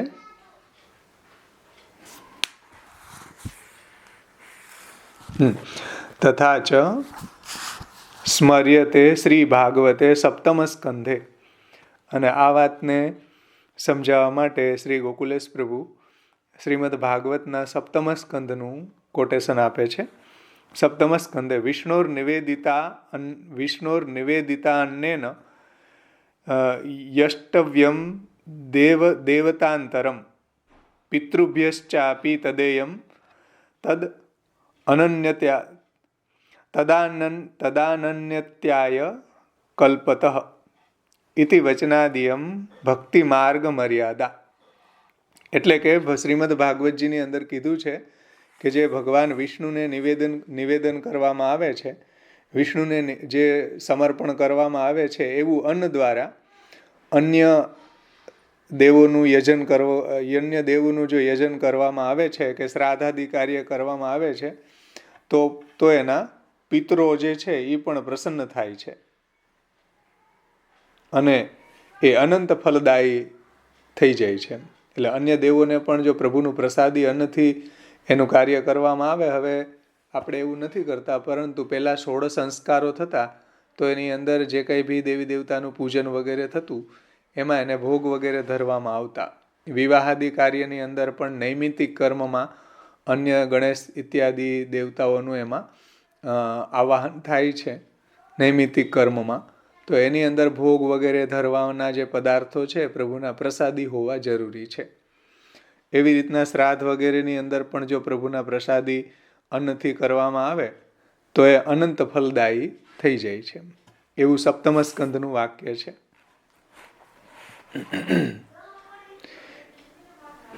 ઇતિ ભક્તિ માર્ગ મર્યાદા. આ ભક્તિ માર્ગની મર્યાદા છે, ભક્તિ માર્ગનો સિદ્ધાંત છે. ભક્તિ માર્ગનો શું સિદ્ધાંત છે કે જે કંઈ બી સ્વ ઉપભોગાર્થ લૌકિક વૈદિક કાર્યમાં જે બી પદાર્થનો ઉપયોગ કરવામાં આવે એ બધા પદાર્થો ભગવાનના પ્રસાદી અન્નમાંથી કરવા, ભગવાનના સમર્પણ જે કરેલા પદાર્થો છે એમાંથી જ કરવા જોઈએ. આવો ભક્તિ માર્ગનો સિદ્ધાંત છે. સર્વમ કુર્યાદ ઇતિ સ્થિતિ. ઇતિ સ્થિતિ એટલે શું? ગોકુલનાથજી કહે છે કે ઇતિ વચનાદિ ઇતિ વચનાદિયમ ભક્તિ માર્ગ મર્યાદા. આ ભક્તિ માર્ગની મર્યાદા છે. અને એ મર્યાદા કેવી છે? મર્યાદા નામ અનુલંઘ્ય આજ્ઞેય. અનુલંઘ્ય આ ભક્તિ માર્ગની મર્યાદા છે, એનું ઉલ્લંઘન ક્યારે થઈ ન શકે ભાઈ. અનુલંઘ્યાજ્ઞા એટલે આવી ભક્તિ માર્ગની જે મર્યાદા છે એનું ઉલ્લંઘન ન કરવું ક્યારેય. અને ભક્તિ માર્ગની આજ્ઞાનું જો કોઈ ઉલ્લંઘન કરે તો પછી ભક્તિ માર્ગમાં રહેતો નથી. ઇતિ સ્થિતિ. ઇતિ સ્થિતિને ગોકુલનાથજી સમજાવે છે કે આ ભક્તિ માર્ગની મર્યાદા છે. અને એ મર્યાદા કેવી? અનઉલ્લંઘની છે. એ ઉલ્લંઘન ન થઈ શકે એવી, એ ક્યારેય ઉલ્લંઘન ન કરવી જોઈએ એવું ગોકુલેશ કહે છે.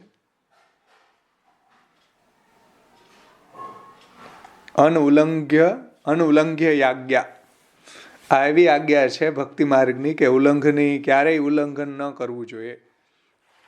યથા વેદાદિ મર્યાદા ઉલ્લંઘનેન કાર્યકરણે કરતા દોષ ભાગમાં ભવતી. એટલે જે કોઈ બી વેદાદિ આજ્ઞાનું ઉલ્લંઘન કરીને કોઈ કાર્ય કરે તો એને દોષ લાગે છે. એવી જ રીતના તથા અત્રાપી ભક્તિ માર્ગ મર્યાદા ઉલ્લંઘનેન કાર્યકરણે ભક્તિ માર્ગીયોપી દોષ ભાગ ભવતી ઇતિ જ્ઞાપનાય સ્થિતિર મર્યાદાત્વમુક્તમ. અહીંયા જે સ્થિતિ એમ કીધું ને શ્લોકમાં, નિવેદિભી સમર્પ્યેવમ સર્વમ કુર્યાદિતિ સ્થિતિ. એ ઇતિ સ્થિતિને ગોકુલનાથજી સમજાવે છે કે જેવી રીતના વેદની મર્યાદાનું ઉલ્લંઘન કરવાથી એ દોષ ભાગી બને છે, એવી જ રીતના ભક્તિ માર્ગમાં આવીને ભક્તિ માર્ગની જો મર્યાદાનું ઉલ્લંઘન કરવામાં આવે તો એ દોષ ભાગ ભવતી, એ દોષ ભાગી બને છે. ઇતિ જ્ઞાપનાય સ્થિતિર મર્યાદાત્વમ ઉક્તમ. એટલા માટે અહીંયા સ્થિતિ શબ્દ મૂક્યો છે. ઇતિ સ્થિતિ આવી ભક્તિ માર્ગની મર્યાદા છે, ભક્તિ માર્ગનો સિદ્ધાંત છે. એવું અહીંયા તાત્પર્ય ગોકુલનાથજી સમજાવે છે સ્થિતિનું.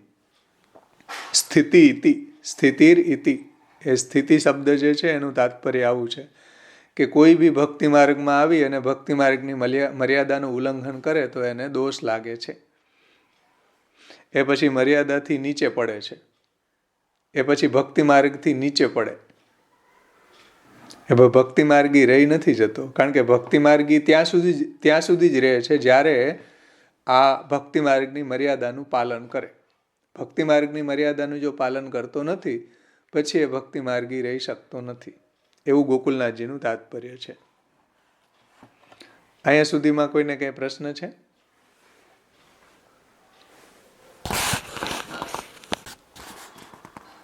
આગળ એવં વસ્તુ માત્રસ્ય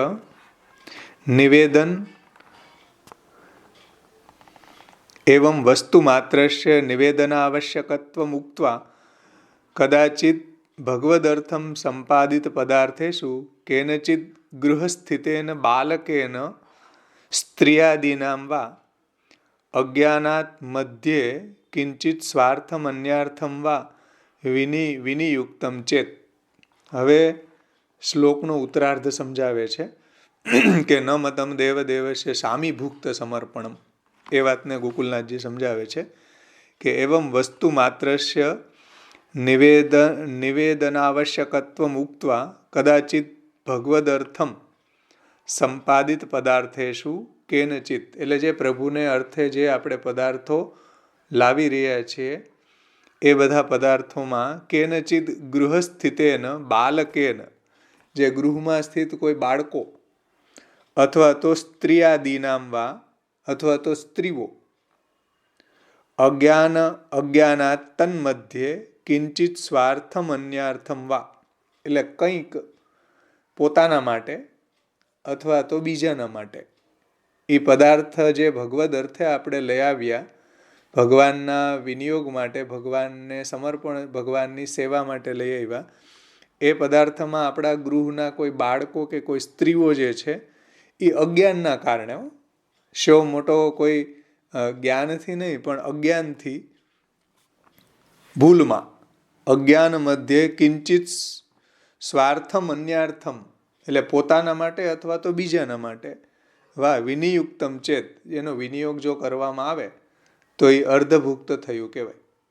અર્ધભુક્તની વ્યાખ્યા ગોકુલનાથજી એ રીતના સમજાવે છે કે જે આપણે બધું પ્રભુને સમર્પણ કર્યું છે, નિવેદન કર્યું છે, અને કદાચિત ભગવદ અર્થમ, અને પ્રભુના માટે, ભગવદ અર્થમ પ્રભુના માટે, સંપાદિત પદાર્થે શું, જે પદાર્થો પ્રભુને માટે આપણે તૈયાર કર્યા, સિદ્ધ કર્યા, એમાં કેનચિત કોઈક ગૃહસ્થિતેન, ગૃહમાં રહેવાવાળા બાળકો અને સ્ત્રીઓ અજ્ઞાનથી એ પદાર્થને જો પોતાના માટે અથવા તો બીજાના માટે એનો ઉપયોગ કરે તો વિનિયુક્તમ ચેત તદા ભગવદ અર્થમ સંપાદિતમ વસ્તુ સામીભુક્તમ અર્ધભુક્તમ જાતમ, એ પદાર્થનો અર્ધભુક્ત થયું કહેવાય. એ પદાર્થ પ્રભુને હવે ભોગ ધરવા યોગ્ય ન રહ્યો, એ સામગ્રી હવે પ્રભુ માટે લાયક ન રહી. કેમ કે ઘરની અંદર રહેવાવાળા બાળકો અને સ્ત્રીઓ એ સ્વ ઉપભોગાર્થ અથવા તો બીજાના ઉપભોગ માટે એ પદાર્થમાંથી એને વિનિયોગ કરી લીધો, થોડુંક લઈ લીધું. હવે એ પદાર્થ ભગવાનની સેવામાં ઉપયોગમાં ન આવે ભાઈ, હવે અર્ધભુક્ત કહેવાય, સામીભુક્ત કહેવાય. કારણ કે ન મતમ દેવદેવસ્ય સામીભુક્ત સમર્પણમ, દેવાધિદેવ ભગવાન શ્રી કૃષ્ણને અર્ધભુક્તનો વિનિયોગ ન કરાવવો, ભગવાનમાં એનો વિનિયોગ ન થાય, સામીભુક્તનું સમર્પણ ન થાય. સમજમાં આવ્યું ને?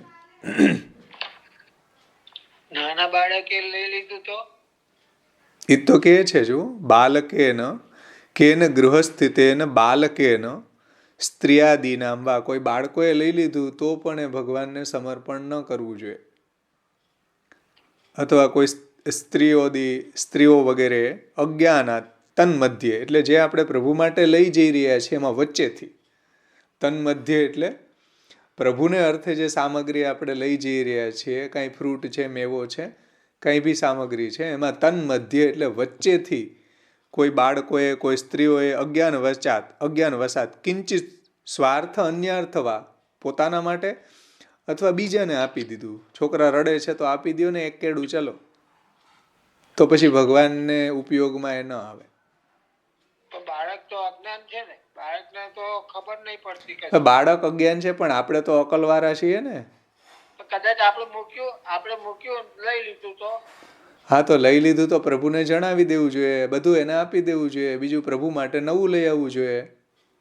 બાળક એનો ઉપભોગ કરી લે, વચ્ચેથી લઈ લે, તો આપણે આપણા ઠાકોરજી માટે અલગ લઈ આવવું જોઈએ. અર્ધભુક્ત સામગ્રી થઈ ગઈ, એને પ્રભુમાં હવે સમર્પણ ન થાય.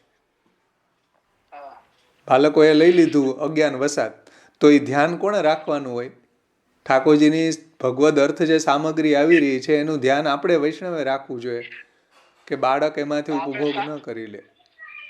આપણે કામમાં હોય લઈ લીધું, આપણે બીજા કામમાં હોય લઈ લીધું, હા તો પછી એને બધું આપી દેવું.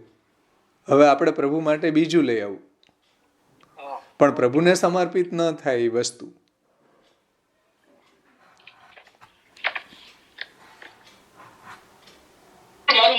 એમાં તો ભાવેશભાઈ 5 વર્ષના બાળક સુધી જ કહ્યું છે ને કે અણસમજુ હોય ત્યાં સુધી. એમ અણસમજુ હોય કે સમજુ હોય, ભગવાન કોઈ બી સામગ્રી છે બાળક જ્યારે ઉપભોગ કરી લે પછી એ પ્રભુના વિનિયોગમાં આવતી નથી. એમાં એ મહત્વનું નથી. અહીંયા એવો ખુલાસો ગોકુલનાથજી નથી કરતા કે અણસમજુ બાળકોએ લીધું કે સમજુ બાળકોએ લીધું, જેણે બી લીધું, દેવાધિદેવ ભગવાન શ્રી કૃષ્ણને જે બી સામગ્રી છે વચ્ચેથી કોઈ એમાં એનો ઉપભોગ કરી લે તો એ પ્રભુને માટે પછી રહેતી નથી, પ્રભુના ઉપયોગમાં ન આવે ભાઈ. એવું ગોકુલેશ પ્રભુ કહે છે, ગોકુલેશ ચરણ કહે છે. સમજમાં આવ્યું ને? હજી કહે છે આગળ, પેલા વિષય થોડો સમજી લ્યો. જુઓ, અર્ધભુક્ત થઈ ગઈ. હા, આગળ કહે છે, જોઈ લે પેલા વિષય, પેલા શાંતિથી સાંભળી લ્યો. એવમ વસ્તુ માત્રસ્ય, હા એ આપણે જોયું કે કિંચિત સ્વાર્થ અન્યાર્થ વા વિનિયુક્તમ ચેત તદા ભગવદ અર્થમ સંપાદિતમ વસ્તુ સામીભુક્તમ અર્ધભુક્તમ જાતમ.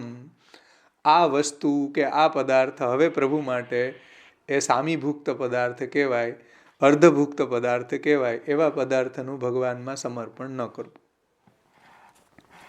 સામીભુક્તમ જાતમ તદ અવશિષ્ટ સમર્પિતમ ઇતિ જ્ઞાત્વા સોપભોગાર્થમ ચેત સમર્પિતુમ ઇચ્છતિ તત્ સમર્પણસ્ય ભક્તિ માર્ગે નિષેધમ આહુ ન મતમ દેવદેવસ્ય સામીભુક્ત સમર્પણમ ન મતમ. એટલે આવું સમર્પણ ભગવાનને ન કરવું. કેવું કે ભગવદ અર્થ સંપાદિતમ વસ્તુ, જે વચ્ચેથી કોઈ એનો ઉપભોગ કરી લે એવી વસ્તુ જે છે એ ભગવાનને સમર્પણ ન થાય. તદ અવશિષ્ટ એટલે ઉપભોગ થતા બચેલું. તદ અવશિષ્ટ સમર્પિતમ ઇતિ જ્ઞાત્વા, કોઈ પછી એવું વિચારે કે ચાલો હવે બૈચું એ આપણે ક્યાં, આપણે અસમર્પિત તો લેવાય નહીં એટલે એ સમર્પણ કરો. કોઈ બાળકે કે કોઈ સ્ત્રીએ વચ્ચેથી ઉપભોગ કરી લીધો, પછી આપણે એનો ઉપભોગ કરવો છે, તો આપણે ઉપભોગ કરવો એટલે આપણે શું વિચારીએ કે પ્રભુને સમર્પણ કર્યા વગર, પ્રભુને ધરાવ્યા વગર ઉપભોગ તો થઈ ન શકે, એટલે આપણે શું કરીએ, પ્રભુને ધરાવીએ. તો આવું પદાર્થ પ્રભુને ધરાવવો નહીં. આપણા ઉપભોગ માટે અર્ધભુક્ત પદાર્થ જે છે એ પ્રભુને સમર્પણ ન કરવો ભાઈ. એવું ગોકુલનાથજી કહે છે. સમજમાં આવી ને? જે ઘરના સભ્યો છે કે એના દ્વારા જે ઉપભુક્ત પદાર્થ છે એ ઉપભોગ થયા પછી બચેલી જે વસ્તુ છે એ આપણે એને અસમર્પિત જાણીએ કે ભગવાનને તો ભોગ ધૈરી નથી, વચ્ચેથી કોઈએ એનો ઉપભોગ કરી લીધો, પછી આપણે એનો ઉપભોગ કરવો છે એટલે આપણે શું કરશું, એ વસ્તુને અસમર્પિત જાણીને સ્વયં ઉપભોગ કરવા માટે આપણે ભગવાનને જો સમર્પણ કરવાનું ઈચ્છીએ તો ગોકુલનાથજી કહે છે કે ન, આવું સમર્પણ ન થાય ભાઈ. સમજમાં આવ્યું ને? જો ભક્તિ માર્ગે નિષેધમ આહુ ન મતમ ઇતિ, આ ભક્તિ માર્ગમાં નિષેધ છે. ન મતમ દેવદેવસ્ય સામીભુક્ત સમર્પણમ, આવું અર્ધભુક્તનું સમર્પણ ઠાકોરજીને ન કરવું. વાત સમજમાં આવી ને? જે વસ્તુ બાળકોએ, સ્ત્રીઓએ કે ઘરના કોઈ મહેમાનોએ કે ઘરના કોઈ સભ્યોએ જે ભગવદ અર્થે આપણે વસ્તુ લઈ આવ્યા એ વસ્તુમાંથી વચ્ચે એ ઉપભોગ કરી લે, પછી ભગવાનને તો ભોગ ધૈર્યો નથી, એ વસ્તુ અસમર્પિત જ છે. પણ એ વસ્તુ જ્યારે આપણને ઉપભોગ કરવી હોય ત્યારે આપણે એવું વિચારીને કે આ વસ્તુ અસમર્પિત છે, ચાલો ભગવાનને તો આપણે ભોગ ધરીએ, ભગવાનને તો સમર્પણ કરીએ, પછી આપણે લેશું. તો આવી અર્ધભુક્ત વસ્તુ અસમર્પિત જે છે એને આપણે ઉપભોગ કરવા માટે સમર્પણ ન કરવું જોઈએ. ન મતમ દેવદેવસ્ય સામીભુક્ત સમર્પણમ ન મતમ ઇતિ. સમજમાં આવી ને વાત?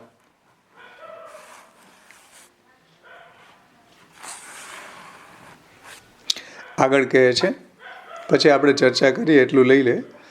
દેવદેવસ્ય દેવાહ બ્રહ્માદય તેષામપી દેવસ્ય આરાધ્યસ્ય. શ્રી કૃષ્ણ કેવા છે? જેને આપણે સમર્પણ કરવું છે એ પ્રભુ કેવા છે? દેવાહ બ્રહ્માદયા. જે દેવો છે, બ્રહ્મા આદય, આદિ શબ્દથી શિવજી, ઇન્દ્ર, બ્રહ્મા વગેરે કોઈ પણ દેવો જે છે, દેવાહ બ્રહ્માદય તેષામપી દેવદેવસ્ય આરાધ્યસ્ય, એ બધાના આરાધનીય ભગવાન શ્રી કૃષ્ણ છે. એના પણ આરાધનીય પ્રભુ શ્રી કૃષ્ણ છે. પુરુષોત્તમસ્ય તત્સમર્પણમ, તત્સમર્પણમ ન મતમ. એવા પુરુષોત્તમને દેવાધિદેવ ભગવાન શ્રી કૃષ્ણને આવું અર્ધભુક્તનું સમર્પણ કરવું એ યોગ્ય માનેલું નથી, ન જ કરવું જોઈએ. તત્સમર્પણમ ન મતમ સામીભુક્તસ્ય સમર્પણમ ન મતમ ભક્તિ માર્ગે ન સંમતમ. સામીભુક્તનું સમર્પણ ભક્તિ માર્ગમાં એલાવ જ નથી. સામીભુક્તનું સમર્પણ આ ભક્તિ માર્ગમાં માનેલું નથી. ન મતમ ભક્તિ માર્ગે ન સંમતમ. ભક્તિ માર્ગમાં બિલકુલ સંમત નથી કે ભગવાનને આપણે સામીભુક્ત ધરીએ, અર્ધભુક્ત ધરીએ. એ મહાપ્રભુજીને અને ઠાકોરજીને પસંદ નથી. આપણા ભક્તિ માર્ગની આ મર્યાદા નથી કે આપણે અર્ધભુક્તનું સમર્પણ કરીએ. ન સંમતમ ન કર્તવ્યમ ઇતિ અર્થ. એટલા માટે ક્યારેય પણ અર્ધભુક્તનું સમર્પણ ન કરવું જોઈએ. ન કર્તવ્યમ ઇતિ અર્થ, એવો અર્થ અહીંયા સિદ્ધ થાય છે. શુદ્ધ પુષ્ટિ માર્ગ પ્રવર્તક આચાર્યાણામ ન સંમતમ.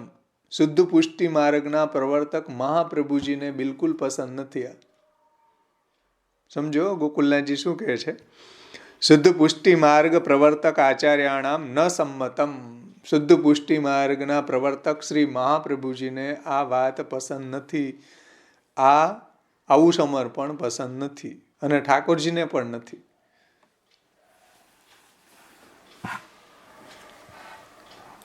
ન કર્તવ્યમ ઇતિ અર્થમ. એટલા માટે ન કરવું જોઈએ. ન કર્તવ્યમ ઇતિ અર્થ. એટલા માટે ક્યારેય પણ અર્ધભુક્તનું સમર્પણ ન કરવું જોઈએ. એટલે આપણા વાર્તા પ્રસંગોની અંદર આવે કે ચાચા હરિવંશજીએ કોઈ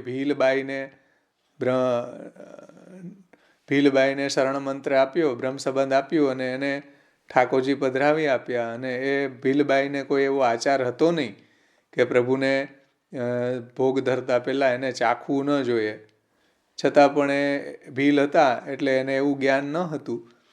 તો ઠાકોરજીએ ગુસાઈજીને કહ્યું કે આ ભીલબાઈને ચાચાજીએ સેવા પધરાવી પણ એ રોજ મને અર્ધભુક્ત ધરે છે.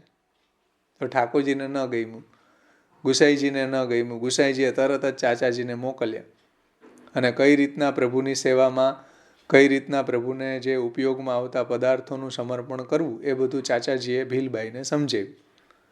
એટલા માટે આપણા ઘરની અંદર જૂઠ્ઠણ તો કમસે કમ ખબર હોવી જ જોઈએ બધાને. સામગ્રી, પ્રસાદી અને જૂઠ્ઠણની તો ખબર હોવી જ જોઈએ. આટલું તો જે ઝૂંપડીમાં રહેતો હોય ને એ પણ આટલું તો આચાર પાલન કરી શકે. જૂઠ્ઠણ, સામગ્રી અને પ્રસાદી આટલું તો થઈ શકે ને. એટલા માટે આપણા ઠાકોરજીને અર્ધભુક્તનું સમર્પણ ન થાય એની કેર આપણે અવશ્ય લેવી જોઈએ.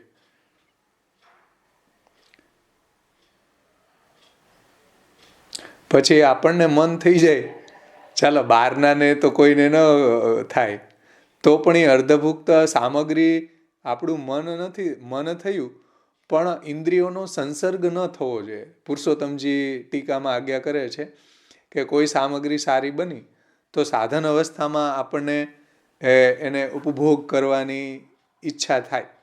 ભલે આપણે ઉપભોગ ન કરીએ પણ ઈચ્છા થાય કેવલ. પણ જો આપણા ઇન્દ્રિયોથી એનો સંસર્ગ ન થયો હોય એટલે આપણે એને મોઢામાં ન મૂકીએ ત્યાં સુધી એ અર્ધભુક્ત નથી. પરંતુ એ જે સામગ્રી છે એ પ્રભુને સમર્પણ કરવી જોઈએ, ભોગ ધરવી જોઈએ. કારણ કે સામગ્રી પવિત્ર છે, સામગ્રી શુદ્ધ છે. દૂષિત આપણું મન થયું છે એટલે સામગ્રીમાં દોષ નથી પણ આપણા મનમાં દોષ છે કે આપણને એનો ઉપભોગ કરવાની ઈચ્છા કેમ જાગી ભાઈ. એટલે પુરુષોત્તમજી ત્યાં આજ્ઞા કરે છે આ સિદ્ધાંત રહસ્યની ટીકામાં કે પ્રભુની શરણ ભાવના કરવી. આ વાતની ચર્ચા આપણે ગયા વખતે કરી ગયા હતા કે બહારના લોકો છે એને તો પ્રભુની સામગ્રી ઉપર દ્રષ્ટિ પણ ન પડવી જોઈએ. એટલે પુરુષોત્તમજી ત્યાં આપણી જે સેવા કરતા છે એની વાત કરી રહ્યા છે, બહારના લોકોની વાત નથી કરતા. કારણ કે બહારના લોકો જે છે એની દ્રષ્ટિ તો સામગ્રી ઉપર પડવી જ ન જોઈએ. સમજમાં આવ્યું ને? આપણે સામગ્રી બનાવી રહ્યા છીએ ને આપણી ભુભુક્ષા થઈ રહી, આપણને એને ભોગવવાની ઈચ્છા થઈ સામગ્રીને, તો ત્યારે કેવી ભાવના કરવી કે સામગ્રીનો દોષ નથી, આપણો દોષ છે. એટલે એ સામગ્રી પ્રભુ આરોગે છે. પરંતુ આપણો દોષ છે એની પણ માફી પ્રભુ પાસે માગવી જોઈએ કે પ્રભુ માફ કરજો, આ જે સુંદર સામગ્રી બની તો મારું મન એમાં ચલાયમાન થઈ ગયું. એટલે ઠાકોરજીની પાસે માફી માગી, દંડવત પ્રણામ કરી, ઠાકોરજીના ચરણ કમળનું ધ્યાન ધરી, ઠાકોરજીના ચરણ કમળમાં રહેલા અંકુશનું ધ્યાન ધરું. એવું પુરુષોત્તમજી ત્યાં આજ્ઞા કરે કે ફરી પાછી મને સામગ્રીમાં મારી વૃત્તિ ન થાય, ઉપભોગ કરવાની વૃત્તિ ન થાય. એટલે હે પ્રભુ, હું આપની શરણાગત છું, આવું મારું મન મારા કંટ્રોલમાં નથી. અલૌકિક મન સિદ્ધો સર્વથા શરણમ હરિ. પ્રભુની શરણ ભાવના કરવી અને પ્રભુ પાસે ક્ષમા યાચના કરવી કે સામગ્રીમાં મારું મન ન જાય. બીજા લોકોને તો દૃષ્ટિ પણ ન પડવી જોઈએ એટલી આપણી સામગ્રી સિક્રેટ થવી જોઈએ. આપણે નામ પણ એવા અલૌકિક રાખીએ કે કોઈને ખબર જ ન પડે કે આ શું બોલી ગયા. તો એવા નામય કેમ આપણા સંપ્રદાયના ટેકનિકલ નામ રાખીએ સામગ્રીના, કે કદાચ ક્યારે કોઈ લોકો મહેમાન વગેરે આવ્યા હોય તો એને પણ સામગ્રીનું નામ કાને પડવાથી મોઢામાં પાણી આવે, એવું ન થવું જોઈએ. એટલા માટે સામગ્રીના નામ પણ અલૌકિક રાખવામાં આવે છે, સાંપ્રદાયિક નામ રાખવામાં આવે છે. તો બહારના લોકોની તો દૃષ્ટિની વાત દૂર રહી, આપણી પણ એમાં ભુભુક્ષા ન થવી જોઈએ. અને હવે આપણે આપણું મનનો કાબુ તો નથી આપણા ઉપર, તો થઈ ગયું તો શું કરવું હવે ભાઈ? પ્રભુ માફ કરે, પ્રભુ દયાળુ છે. આપણે એના ચરણ કમળનું ધ્યાન કરવું, અંકુશનું ધ્યાન કરવું, એ રીતના ત્યાં ઉપાય પુરુષોત્તમજીએ બતાવ્યો છે. અને એક દ્રષ્ટાંત પણ આપ્યું છે કે જેમ કોઈ સતી સ્ત્રી હોય એની ઉપર કોઈ પુરુષ કુદૃષ્ટિથી જોતો હોય તો એમાં પુરુષનો દોષ છે, સતી સ્ત્રીનો દોષ નથી. એમ આપણે પણ એવી કુબુદ્ધિથી સામગ્રી ઉપર દ્રષ્ટિ કરીએ, જે હમણાં લાલુ ભટ્ટજીએ આપણને પાછળના શ્લોકમાં સમજાવ્યું હતું કે ક્રીડાર્થમ આત્મનમ ઇદમ ત્રિજગત કૃતંતે સામ્યંતુ તત્ર કુધિયો પરૈશ કુર્યું. કે અમારા જેવા કુબુદ્ધિવાળા જે ભગવાનના ઉપભોગ માટે છે એને અમારા જેવા કુબુદ્ધિવાળા પોતાનું સ્વામિત્વવાળું માની અને ઉપભોગ કરવા લાગી ગયા. તો એ આપણી કુબુદ્ધિ છે. તો એવી કુબુદ્ધિ ફરીથી ન થાય એટલે પ્રભુની શરણ ભાવના કરવામાં આવે છે.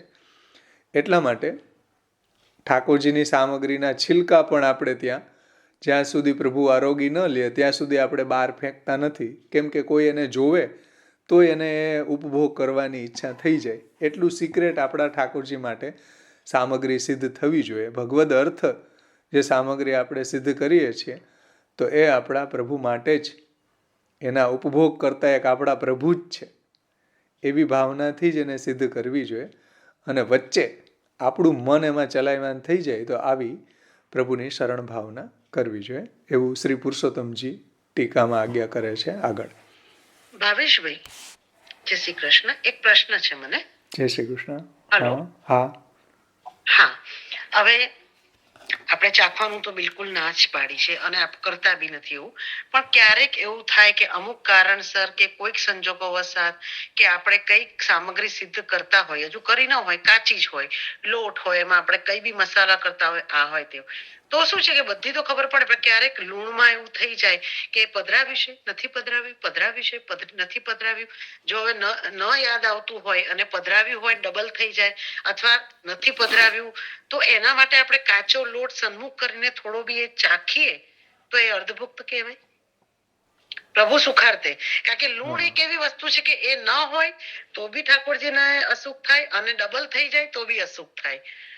આમાં શું છે કે અમુક સામગ્રી છે તો એમાં આપણે ઠાકોરજીને લૂણ છે નિત્ય રાજભોગ વખતે બાજુમાં ધરવામાં આવે કે ભાઈ કોઈ બી સામગ્રીમાં લૂણ ઓછું થયું હોય કે કાંઈ બી એવી રીતના હોય તો ઠાકોરજીને બુરું છે કે લૂણ છે કે એવું બાજુમાં ધરીને વિનંતી કરવામાં આવે કે ભાઈ પ્રભુ તમે આમાં કાંઈ એવું અમારાથી ક્ષતિ રહી ગઈ હોય તો આપ એમાં પધરાવજો એમ.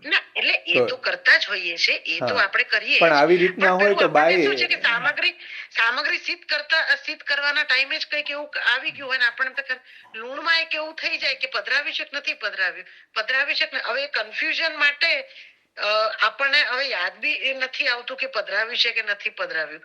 તો એ સમયે કાચી સામગ્રી એ લોટ જે હોય એને સન્મુખ ચપટી કરીને આપણે ચાખી શકીએ ખરા?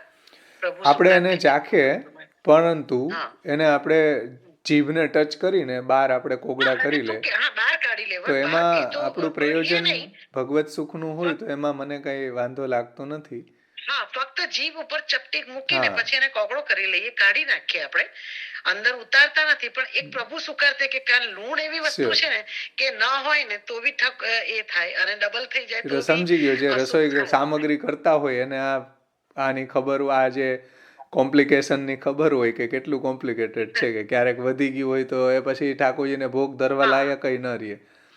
એટલે અમુક સામગ્રી છે, જેમ ચીભડા છે કે આપણે શું કહેવાય તુરિયા છે, આવા સામગ્રીને તો આપણે ઠાકોરજીને સન્મુખ કરીને પણ આજે પાક સામગ્રી તૈયાર કરવા માટે બી જે કાચી સામગ્રી ભેગી કરતા હોઈએ ને, તો એમાં ક્યારેક એવું બની જાય કે કોઈ અસમય કોઈ આવી ગયું, હા તો બાય એક્સેપ્શનલ, ચિત્તભ્રમ થઈ જાય. હા, એક્સેપ્શનલ માં કોઈ દોષ નથી. નિત્ય આવું ન થવું જોઈએ, નિત્ય કાળજી રાખવી જોઈએ, બાય રૂલ્સ નહીં. સવાલ અને જવાબ. હા, અને બીજું એક કે આપે એમ કીધું ને કે બાળક, ધારો કે આપણે ઘરમાં કોઈ સામગ્રી પધરાવી, બરોબર છે, એમાંથી આજે મેં ઠાકોરજીને ધરી હોય, અધિકમાં આપણે 2-3 દિવસની લાવતા હોય, ફ્રૂટ હોય કે કઈ બી હોય, બરોબર છે, તો એમાંથી પછી કોઈક મહેમાન આવી ગયું ને આપણે ઠાકોરજી નથી એ વખતે સેવામાં બિરાજતા, પડી ગયા છે અને સન્મુખ કરવી પડે, તો બાકીની સામગ્રી તો અર્ધભુક્ત ન થાય ને. તો પછી બધી ધારો કે મેવો છે, દાખલા તરીકે તમે 10 કેળા લઈ આવ્યા, હા, અને તમારે ઠાકોરજીને એમાંથી તમે 2 કેળા ધર્યા, 8 બચ્યા. હવે કોઈ મહેમાનને તમારે 2 આપવા છે, તો પછી 8 12 કાઢી લેવા જોઈએ. સવારે ઠાકોરજી બિરાજતા હોય અને તમે ઠાકોરજીને 2 સમર્પણ કર્યા હોય, 2 ભોગ ધર્યા હોય અને 4 બીજા બાજુમાં ધર્યા હોય, તો એ બધા પ્રસાદી છે. પરંતુ તમે મહેમાન માટે 2 કાઢી લ્યો ને બીજા સવારે ઠાકોરજીને માટે રાખો, એ યોગ્ય નથી. તો પછી યોગેશભાઈ, એવું તો ઘણી બધી વસ્તુ થઈ જાય આપણે. કારણ કે હવે ધારો કે હવે તમે એમ કીધું, હવે ઘરમાં લેવા વાળી પ્રસાદ તો વ્યક્તિ હોય નહીં. હવે એ 8 કે કોઈ બી વ્યક્તિ ડઝન કેળા ભાઈ રોજ નથી જઈ શકતી, એટલા માટે 2-4 દિવસ માટે પધરાવી લાવતા હોઈએ, કે કોઈની સામર્થ્ય ના હોય રોજ જવાનું, બરોબર છે, અને હવે કોઈ ઓચિંતાનું કોઈ વૈષ્ણવ આવ્યું હોય, એના ઘરમાં પ્રસાદ બિરાજતો ના હોય, અને એવા સમયે એ સન્મુખ કરીને લે તો 2 નો વિનિયોગ થાય, બાકી 4 એને પડી રહે, તો એ શું કરે પછી એને? પણ એ લઈ લેવા જોઈએ ને, બધા જ લઈ લ્યો ને, શા માટે 2 બચાવો ઠાકોરજી માટે? પણ બાર બી તમે સન્મુખ કરીને, ધારો કે લેનાર વ્યક્તિ 2 હોય અને 1 ડઝન, હવે બીજા દિવસે ફરી તમે ઠાકોરજી માટે બીજા પધરાવો, એનો સવાલ નથી, પૈસાનો દ્રવ્યનો સવાલ નથી, પણ પેલો પ્રસાદનો વિનિયોગ બી ન થાય ને. કાંઈ વિનિયોગ ન થાય ને, ગાયોને આપી દો. ગાયને એવી જ ભાવથી લેવડાવો, વૈષ્ણવને લેવડાવો છો. તમારા 2 કેળા બચી ગયા, એને તમે સવારે ધરો, એના કરતા તમે બધા કાઢી અને જે વૈષ્ણવ લે એટલા ભલે લે, બીજા બચ્યા તમને ગાયને લેવડાવો, બીજા કોઈ વૈષ્ણવને લેવડાવો, બીજા કોઈ જે ભૂખ્યા છે એને આપો. ઘણું બધું, પૈસાનો સવાલ ન હોય તો ઘણા બધા ઉપાય છે. ઘરમાં કોઈ માગવા આવ્યા, બાજુમાં માગવા આવ્યા, કોઈ ગરીબ લોકો, બાલ બચ્ચાઓ આવ્યા, આંગણામાં ખેલતા આજુબાજુના પાડોશીના છોકરાઓ હોય તો એને આપો, બહુ સારી વાત છે, બીજાને આપો. ઠાકોરજીનો પ્રસાદ તમે ન લઈ શકતા હોય તો ગાયને લેવડાવો, આનંદથી ગાય લે છે. એટલે હા, એ તો બરોબર છે. એટલે આમાં શું છે કે કોઈકની શારીરિક, આ તો જસ્ટ સામાન્ય બધાનું નિરાકરણ આવે એટલા માટે કે કોઈ વ્યક્તિ બચારો રોજ ન જઈ શકતું હોય પધરાવવા માટે વસ્તુને, ઉંમરના હિસાબે કે એના કોઈ બી શારીરિક સામર્થ્યના હિસાબે, તો પછી એટલા માટે મેં કીધું સન્મુખ કરીને આપણે નિવેદન કરીને લઈએ તો બી અર્ધભુક્ત ગણાય એમ. એ તો અર્ધભુક્ત થાય ને, પ્રભુ બિરાજતા હોય ને તમે લ્યો તો અલગ વાત છે, આજ્ઞા લઈને. પણ આવી જે સામાન્ય સામગ્રી છે એની અંદર શા માટે આપણે આવું કરવું જોઈએ? ઉત્તમ વસ્તુ જ ઠાકોરજી માટે. હવે તમે અત્યારે જેમ કીધું કે તમારે હળદર વાળું દૂધ લેવું હતું, તો તમે જે આપણે હોય જે બી મસાલિયું હોય એમાંથી તમે લઈ લેતા હોઈએ, બરોબર છે, એ કટોરીમાંથી જેટલી હોય એ બધી લઈ લઈએ આપણે. ભંડારની અંદર જે સામગ્રી છે, હળદરની મેં બરણી ભરી છે. હવે અત્યારે એવી મૂળા હળદર બજારમાં ન મળે, એટલે અત્યારે એમાંથી મેં કટોરી લઈ અને તસ્માદ આદૌ સર્વ કાર્ય સર્વ વસ્તુ સમર્પણમ, તો એ જે મેં કટોરી લીધી એમાંથી સર્વપ્રથમ ઠાકોરજીને સામગ્રી બનાવી, એમાં મેં એનો વિનિયોગ કર્યો. હવે જે પાછળ કટોરીમાં બચી મેં ઠાકોરજીની આજ્ઞા લઈને બહાર કરી, તો એમાં કોઈ અર્ધભુક્તનો પ્રશ્ન નથી. મેં નિવેદિભી સમર્પ્યવમ સર્વમ કુર્યાદિતિ સ્થિતિ જ કર્યું. એવી રીતના ઠાકોરજી બિરાજતા હોય તો તમે 12 કેળાની અંદરથી 2 કેળા પ્રભુને ભોગ ધર્યા, 4 કેળા પ્રભુની આજ્ઞા લઈને લીધા કે પ્રભુ વૈષ્ણવ આવ્યા છે તો હું આ 4 કેળા વૈષ્ણવ માટે બહાર કાઢું. તમને ખબર છે વૈષ્ણવ આવવાના હતા, પછી જે બીજા 4 વૈધા તો એ તમે પાછા બીજે દિવસે ધરી શકો એમ. એવું નહીં ભાવેશભાઈ, મારો પ્રશ્ન એ હતો કે આવવાના હોય ત્યાર તો આપણે એ પ્રકારનો પ્રકાર રાખીએ જ. આ તો ઓચિંતાનું કંઈક એવું આવી ગયું હોય. ઓચિંતા એક્સેપ્શનલ છે, એ કોઈ રૂલ્સ નથી એમ. એટલે હું એ જ કહું છું કે ઓચિંતાનું આવું આપણને હાર્ડલી 365 દિવસમાં 1 કે 2 વાર બનતું હોય કે એવી પરિસ્થિતિ ઊભી થાય કે આપણે કઈ જ પ્રસાદીમાં ન બિરાજતું હોય કે એવું હોય અને આપણે સન્મુખ કરવું પડતું હોય, તો એવી વસ્તુ ધારો કે એટલે આજ કે લીલો મેવો કે એવું કંઈક સન્મુખ કરવું પડતું હોય તો બાકીનું એમ એટલા માટે પૂછવું તું મારે કે શું એમ પ્રકાર હોય. હવે તમારું સામર્થ્ય કયા પ્રકારનું છે ને એની ઉપર ડિપેન્ડ કરે છે. ઓકે ફાઇન, એટલે ખ્યાલ આવી ગયો થોડો કે શું પ્રકાર આપણે આપણા સામર્થ્ય અનુસાર એ પ્રકાર કરવો જોઈએ. ભાવના ઉપર ડિપેન્ડન્ટ છે. દાખલા તરીકે ઠાકોરજીને માલા ધરાવી, તમે માલા બનાવી તો માલા કોઈ બી ફૂલ આપણા પુષ્ટિ સાંપ્રદાયિક ફૂલ હોય તો એની સુગંધ તો પહેલા જ આપણને આવી જાય. આપણને સુગંધ પહેલા જ આવી જાય. ડોલરના ફૂલની ઠાકોરજી માલા ધરે એની પહેલા તો આપણે સુગંધ લઈ લે. પણ આપણી ભાવના સુગંધ લેવાની નથી. આપણી ભાવના આપણા પ્રભુ અર્થે જ આ માલા હું બનાવું છું આવી છે. હવે સુગંધ વચ્ચે આપણને આવી જઈ રહી છે તો એમાં આપણો દોષ નથી ભાઈ, સમજમાં આવ્યું ને. પછી આપણે જે માલા બરણીની અંદર કે જ્યાં બી આપણે એને રાખી છે એને આપણે એવો વિચાર કરીએ કે થોડીક બહાર તો કાઢ, હવે આપણા ઘરમાં સુગંધ તો ફેલાઈ જાય, પછી સવારે ઠાકોરજીને દર્શન, તો જો દૂષિત ભાવના થઈ ગઈ, ભાવના આપણી દૂષિત થઈ ગઈ. બરાબર છે, આપણી ભાવના દૂષિત ન હોવી જોઈએ. પેલું બી ધારો કે કોઈ આવી રહ્યું છે વૈષ્ણવને આપણે સન્મુખ કરીએ છીએ તો એમાં આપણે લેવાની ભાવના નથી, આપણે ફક્ત વૈષ્ણવને લેવડાવવાની જ ભાવના હોય એમ. તો એવા સમયે એટલા એ પ્રશ્ન હતો મારો. બીજું તો भावेश ऐसे भी तो अपन कर सकते हैं कि अगर 4 रखे बाकी के तो 2 अपन पहले ठाकुर जी के लिए अलग रख दो, फिर बाकी 2 अपन आए हुए वैष्णव को देओ, तो वैसे नहीं चलता है? શા માટે એવું કરવું જોઈએ? 2 કેળા માટે થઈને શા માટે આવું કરવું જોઈએ? મને એ નથી સમજાતું. શા માટે 2 કેળા રાખીને પ્રભુ માટે બચાવવા અને આ વચ્ચેથી બીજાને આપવા, આવું કરવાનું મીનિંગ શું હોય? 2 કેળા માટે તમે બધા જ બહાર કાઢો. કેળા માટેનો સવાલ નથી. હવે ધારો કે કોઈની ઘરે કેરી આવતી હોય સીઝનમાં, બરોબર છે, હવે આખી ટોપલીને કે એવો 2-3 કિલો સામટા પધરાવતા હોય તો એવા વખતે શું છે કે હવે 1 કે 2 નંગ આપણે કેરી સન્મુખ કરીને કાઢવી પડે ને, બાકી બધી તો આપણે સામગ્રીમાં જ રહે ને એમ. પછી એટલી બધી કેરી બી તો આપણે વિનિયોગ બહાર તો ન કરાવી દેતા હોઈએ ને. હા, કેળા જેવી વસ્તુ અલગ, પણ અમુક વસ્તુ એવી હોય કે ધારો હવે આ કેરીની જ વાત છે તો કેરી હવે આખી બોક્સ આવતું હોય જેમાં 4 ડઝન કે 3 ડઝન કે જે બી હોય, બરાબર છે, તો આપણે એમાંથી વિનિયોગ કરાવી હોય ઠાકોરજીને પહેલા. ઠાકોરજીને વિનિયોગ કરાવતા પહેલા તો ન જ કરાય સન્મુખ, પણ આજે કરાવી અને સાંજે જ ઓચિંતાના આવ્યા કોઈ બરાબર વૈષ્ણવ કે કોઈ બી આવ્યું લૌકિક કામ માટે બી કાઢવું પડે તો સન્મુખ કરીને આપણે તો કાઢી શકાય ને એમ. તો એમાં છે ને સ્વામીને જ્ઞાપન કરવું જોઈએ સવારે, એટલે હું કે ભાઈ ઠાકોરજીને સવારે એવી વિનંતી કરવી જોઈએ કે અમારે લૌકિક વ્યવહારમાં કે વૈષ્ણવ આવ્યા હતા તો ભંડારમાંથી એટલી પદાર્થ અમે લીધો હતો. એ બરોબર છે. એમ તો તમે તમારું દ્રવ્ય હોય, હવે દ્રવ્યનો વિનિયોગ તમે આજ્ઞા નથી લીધી ચલો, પણ એવું કોઈ કન્ડિશન ઊભી થઈ દ્રવ્ય છે એ તમે ઉપયોગ કર્યો, કોઈ જે ભૂખ્યા હતા એને તમે ભોજન આપ્યું રસ્તામાં, કોઈ પાસે કપડાં નહોતા તો તમે એને કપડાં લઈ દીધા, તો ઈ દ્રવ્યની આજ્ઞા આપણે સવારે પ્રભુ પાસે લીધી નથી તો સ્વામીને જ્ઞાપન કરવું જોઈએ બીજે દિવસે કે ભાઈ એટલું દ્રવ્ય અમે આમાં વિનિયોગ કર્યો. એટલે હું એ વિકલ્પની જ વાત છે કે એવું કરવું પડે તો વિકલ્પ શું એમ, તો આ વિકલ્પ થઈ જાય ને. હા, તો એ બાય એક્સેપ્શનલ છે. આપણે મંદિરને સન્મુખ કરીને અને બીજે દિવસે ઠાકોરજી જાગે ત્યારે પાછું આપણે જણાવીએ, બંને પક્ષ થાય, પહેલા સન્મુખ કરો અને પછી બીજે દિવસે જણાવો, તો પછી બાકીની વસ્તુ અર્થભુક્ત નથી રહેતી ને એમ. બરાબર.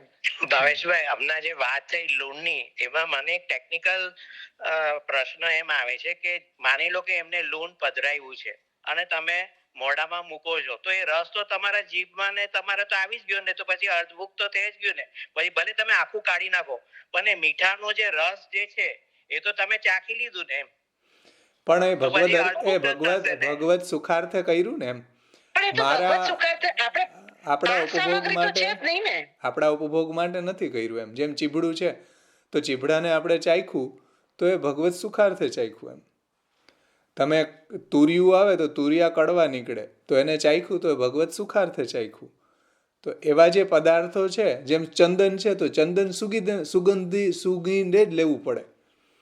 કાકડી ચાખવી પડે. હા, તો ચંદન છે સૂંઘી લ્યો તો એ અર્ધભુક્ત ન થયું કહેવાય. કારણ કે ભગવાનને માટે જ્યારે કોઈ પદાર્થનું પરીક્ષણ કરવામાં આવે ત્યારે એમાં અર્ધભુક્તનો દોષ લાગતો નથી. સમજમાં આવ્યું ને? એ ભગવત પ્રીત્યર્થે, ભગવત સુખાર્થ આપણું પ્રયોજન છે, નહીં કે ઉપભોગાર્થ. આ લૂણની જે વાત કરું છું એવી કેવું કે દરેક સામગ્રીમાં ના હોય, પણ અમુક સામગ્રી એવી હોય કે જેમાં આપણે ઉપરથી લૂણ કરીએ તો એમાં મિક્સ ન થાય એમ. તો એવી સામગ્રી માટે આપણને કોઈક, આ તો once in a while, once in a blue moon જેવું થતું હોય, પણ એમ કે એવા વખતે આપણને એમ થાય કે ના આ વસ્તુ ઠાકોરજીને સુખરૂપ નહીં થાય. હવે જુઓ, તમે લોટ ચાખ્યો પણ દાળને પી ન શકાય. સમજો, લોટ ચાખી શકો, ચાલો ભગવત સુખાર્થે, પણ દાળને પીને ટેસ્ટ ન કરાય. એના માટે લૂણ બાજુમાં, બુરુ બાજુમાં ધરાય કે દાળની અંદર વધારે થયું કે નહીં. હા, એટલે એમાં તો શું છે કે આપણે ઠાકોરજીને વિનંતી કરી શકીએ કે ચલો ભાઈ આ વસ્તુ ઠાકોરજી, આમાં મને શંકા છે કે કદાચ આવું હશે તો આપ આવી રીતે વ્રજ ભક્તો તમને પધરાઈ આપશે. બરોબર. હવે આ તો સિમ્પલ એક્ઝામ્પલ. હવે સેવ કે ગાંઠિયા આવું બનાવ્યું હોય અને આપણને એમ થાય કે હવે એ વસ્તુમાં ઉપરથી લૂણ તો ન પધરાવીને લઈ શકાય ને ઠાકોરજીને. તો એવી વસ્તુનું કોઈક વાર એવું તમને થાય તો આ તો જસ્ટ એક પ્રશ્ન ઉદ્ભવ્યો મને. તો એવો જો લોટ હોય કાચી સામગ્રી, એમાં કોઈ દોષ નથી. એમાં પ્રભુના સુખનો વિચાર છે. દરેક સામગ્રીમાં એવું નથી હોતું. અમુકમાં તો શું છે, લિક્વિડ હોય એમાં ભળી જતું હોય લૂણ, પણ અમુક જે સૂકી સામગ્રી થતી હોય તો એમાં કદાચ તમે ભૂલી ગયા હોઈએ કે કઈક એવું લાગે તમને, તો એનો ઉપાય શું એમ, એ હિસાબે પ્રશ્ન હતો મારો. અને કદાચ તમે સામગ્રીમાં ભૂલી ગયા કોઈ કારણોસર તો બાજુમાં ધરી દીધું. બાજુમાં ધરતા ભૂલી ગયા તો સામગ્રી એવી ફીકી થાય લૂણ વગરની, તો આપણે પછી પ્રસાદ પણ એવો જ લેવો જોઈએ કે આપણા ઠાકોરજી જેવું આરોગ્ય હોય એવું જ આપણે લેવું જોઈએ. એ તો 100%, એમાં તો ન જ પધરાવાય. પછી આપણે પાછળથી એમાં કઈ ભભરાવું કે એમાં નાખવું, એ દાસ્ય ધર્મ નો કહેવાય. ના, એ તો બરાબર છે. આ તો ફક્ત ને ફક્ત ભગવત સુખાર્થ માટેની જ પ્રશ્ન આવ્યો હતો કે કરી શકાય કે નહીં એમ. No problem. जय श्री कृष्ण भावेश भाई. कभी कभी घर में बच्चे होते हैं तो हमें उनको बोलना पड़ता है कल टिफिन में क्या देना है, क्या देना है, और 10 बार रात को पूछते हैं. तो हम लोग जो बनाते हैं, मतलब जो भी घर में बनता है वो ठाकुर जी को पहले हम धराते हैं, बाद में हम उसका प्रसाद, सामग्री का प्रसाद लेते हैं. तो पहले बच्चों को बताना पड़ता है कल ढोकला बनेगा कि पास्ता बनेगा, ऐसे पहले ही बताना पड़ता है. तो ये अर्धभुक्त हो जाता है क्या? નહીં, એના માટે આપણે ત્યાં આગળ ટીકાકારો સમજાવશે કે એક લૌકિક વ્યવહારાનુરોધી સમર્પણ છે, એક ભગવદ ભાવાનુરોધી સમર્પણ છે. ભગવદ ભાવાનુરોધી સમર્પણ અને લૌકિક વ્યવહારાનુરોધી સમર્પણ. કે ભાઈ જ્યારે આપણે બાળકોએ જેમ કહ્યું કે અમારે આ ખાવું છે, તો આપણે એનો વિવેક રાખવો જોઈએ કે ભાઈ એવું નહીં બોલો આજે ઠાકોરજીને શું અરોગાવવું છે, એવી ભાવના કરો कि आज ठाकुर जी के लिए क्या सिद्ध करना है, ऐसी भावना हृदय में दृढ़ રાખવી चाहिए. પરંતુ જ્યારે આપણે કોઈ લૌકિક લોકો આવવાના છે અને એના માટે જ્યારે આપણે સામગ્રી ઠાકોરજીને તો આપણે સમર્પણ કરીને જ ભોગ ધરીને જ લૌકિક વ્યવહાર વગેરે કરશું, તો એ જે સમર્પણ છે એ લૌકિક વ્યવહાર અનુરોધી સમર્પણ છે. અને જ્યારે આપણે પ્રભુ અર્થે જ સિદ્ધ કરી રહ્યા છીએ તો એ ભગવદ્ ભાવાનુરોધી સમર્પણ છે.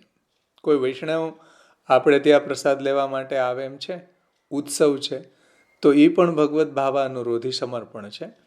એમાં ઘણું બધું ડિટેલ્સથી શ્યામ બાવાશ્રીએ સમજાવ્યું છે, એ આપણે લેશું, પાછળના આગળના શ્લોક આવશે એમાં આ બધું સમજાવ્યું છે કે લૌકિક વ્યવહાર અનુરોધી સમર્પણમાં ગૂઢતયા ભગવદ્ ભાવાનુરોધી સમર્પણ છુપાયેલું છે. ભગવદ્ ભાવાનુરોધી સમર્પણમાં ગૂઢતયા લૌકિક વ્યવહારાનુરોધી સમર્પણ પણ છુપાયેલું છે.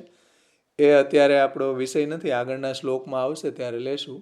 એમાં પૂજ્ય શ્યામ બાવાશ્રીએ ઘણા બધા ખુલાસા કર્યા છે. અને આપશ્રીનું સેમિનારનું પુસ્તક પણ છે સમર્પણ સંગોષ્ઠી, 400-500 પેજ ઉપર આ પેજનું આ પુસ્તક છે સમર્પણ સંગોષ્ઠી. એમાં બધું ગૂઢ રહસ્ય આપે સમજાવ્યું છે. તો એ પણ આપણે જ્યાં જ્યાં જરૂર પડશે ત્યાં છેલ્લે લેશું સમજવા માટે. પણ આ રીતના તમે જે કહ્યો છો કે ભાઈ બાળકોને જે ફરમાઈશ છે, બાળકોની ફરમાઈશ પ્રમાણે આપણે સામગ્રી કરી રહ્યા છીએ, તો એમાં કંઈ દોષ નથી, પરંતુ પ્રભુને એનું સમર્પણ થવું જોઈએ. ભલે બાળકોની ફરમાઈશ હોય એવું તો આપણે ત્યાં મહાપ્રભુજીએ પણ નિબંધમાં આજ્ઞા કરી છે કે વિશેષ ષોડશ ગ્રંથમાં આજ્ઞા કરી છે વિવેક ધૈર્યાશ્રયમાં કે વિશેષતઃ ચેદ આજ્ઞા સ્યાદ અંતઃકરણ ગોચર તદા વિશેષ ગત્યાદિ ભાવ્યમ ભિન્નંતુ દૈહિકાત. તો વિશેષ આજ્ઞા જ્યારે આપણને કોઈ અંતઃકરણમાં ગોચર થતી હોય કે બાળકો દ્વારા થતી હોય કે બાળકોએ કહ્યું કે ભાઈ ઢોકળા બનાવો, તો આપણે એવી ભાવના રાખવી જોઈએ કે પ્રભુને બાળક દ્વારા આવી મને આજ્ઞા કરી રહ્યા છે, તો મારે એ સામગ્રી પ્રભુને સિદ્ધ કરી દો એમ. તો આવી જો ભાવના હશે તો એમાં જે આપણું પ્રયોજન છે પ્રભુ એવી પ્રેરણા એને કરી રહ્યા છે એવું લાગશે. એ રીતના આપણે વિચાર કરવો જોઈએ કે આપણા અંતઃકરણમાં કોઈ એવી આજ્ઞા ગોચર થતી હોય કે આપણે કોઈ વૈષ્ણવને ત્યાં પ્રસાદ લઈએ તો આપણને પણ આપણા ઠાકોરજીને માટે એવી સામગ્રી બનાવવાની ઈચ્છા થાય, તો સમજવું કે આપણને પ્રભુએ એવી પ્રેરણા કરી છે. અથવા કોઈ બાળકો આપણા ઘરના સભ્યો હોય એ પણ એવું ફરમાઈશ કરે તો આપણે એવી ભાવના કરવી જોઈએ કે આપણા ઠાકોરજી છે એના દ્વારા આવી આજ્ઞા કરી રહ્યા છે, તો આવું ભાવન કરવું જોઈએ. તો આપણું પ્રયોજન પ્રભુમાં રહેશે, બાળક નહીં રહે. સમજમાં આવી વાત? हाँ, बहुत अच्छे से, थैंक यू.